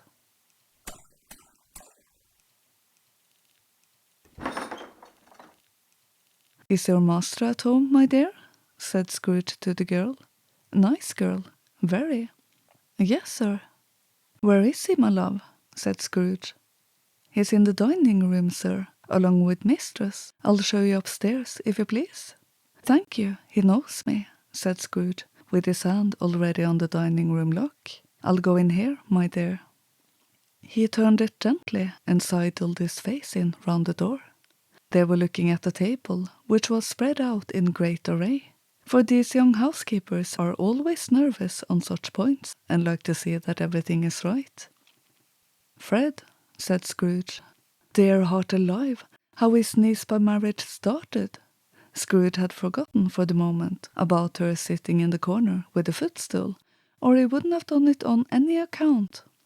"Why, bless my soul!" cried Fred. "Who's that?" "It's I, your Uncle Scrooge. I've come to dinner. Will you let me in, Fred?" "Let him in? It's a mercy he didn't shake his arm off. He was at home in 5 minutes. Nothing could be heartier. His niece looked just the same. So did Topper when he came. So did the plump sister when she came. So did everyone when they came. Wonderful party, wonderful games, wonderful unanimity, wonderful happiness." But he was early at the office next morning. Oh, he was early there. If he could only be there first and catch Bob Cratchit coming late, that was the thing he had set his heart upon. And he did it. Yes, he did. The clock struck 9. No Bob. 1:15. No Bob. He was full 18 minutes and a half behind his time. Scrooge sat with his door wide open, that he might see him come into the tank. His hat was off before he opened the door. His comforter too. He was on his stool in a jiffy, driving away with his pen as if he were trying to overtake 9 o'clock. "Hello," growled Scrooge in his accustomed voice, as near as he could feign it. "What do you mean by coming here at this time of day?" "I am very sorry, sir," said Bob. "I am behind my time." "You are," repeated Scrooge. "Yes, I think you are. Step this way, sir, if you please." "It's only once a year, sir," pleaded Bob, appearing from the tank. "It shall not be repeated. I was making rather merry yesterday, sir." "Now, I'll tell you what, my friend," said Scrooge. "I am not going to stand for this sort of thing any longer. And therefore," he continued, leaping from his stool, and giving Bob such a dig in the waistcoat that he staggered back into the tank again, "and therefore I am going to raise your salary." Bob trembled and got a little nearer to the ruler. He had a momentary idea of knocking Scrooge down with it, holding him, and calling to the people in the court for help and a straight waistcoat. "A Merry Christmas, Bob," said Scrooge, with an earnestness that could not be mistaken, as he clapped him on the back. "A merrier Christmas, Bob, my good fellow, than I have given you for many a year. I'll raise your salary and endeavour to assist your struggling family, and we will discuss your affairs this very afternoon over a Christmas bowl of smoking bishop, Bob. Make up the fires and buy another cold shuffle before you dot another I, Bob Cratchit." Scrooge was better than his word. He did it all, and infinitely more. And to Tiny Tim, who did not die, he was a second father. He became as good a friend, as good a master, and as good a man as the good old city Myuu, or any other good old city, town, or borough in the good old world. Some people laughed to see the alteration in him, but he let them laugh, and little heeded them. For he was wise enough to know that nothing ever happened on this globe for good, at which some people did not have their fill of laughter in the outset. And knowing that such as these would be blind anyway, he thought it quite well that they should wrinkle up their eyes in grins, as have the malady in less attractive forms. His own heart laughed, and that was quite enough for him. He had no further intercourse with spirits, but lived upon the total abstinence principle ever afterwards. And it was always said of him that he knew how to keep Christmas well, if any man alive possessed the knowledge. May that be truly said of us, and all of us. And so, as Tiny Tim observed, God bless us, everyone.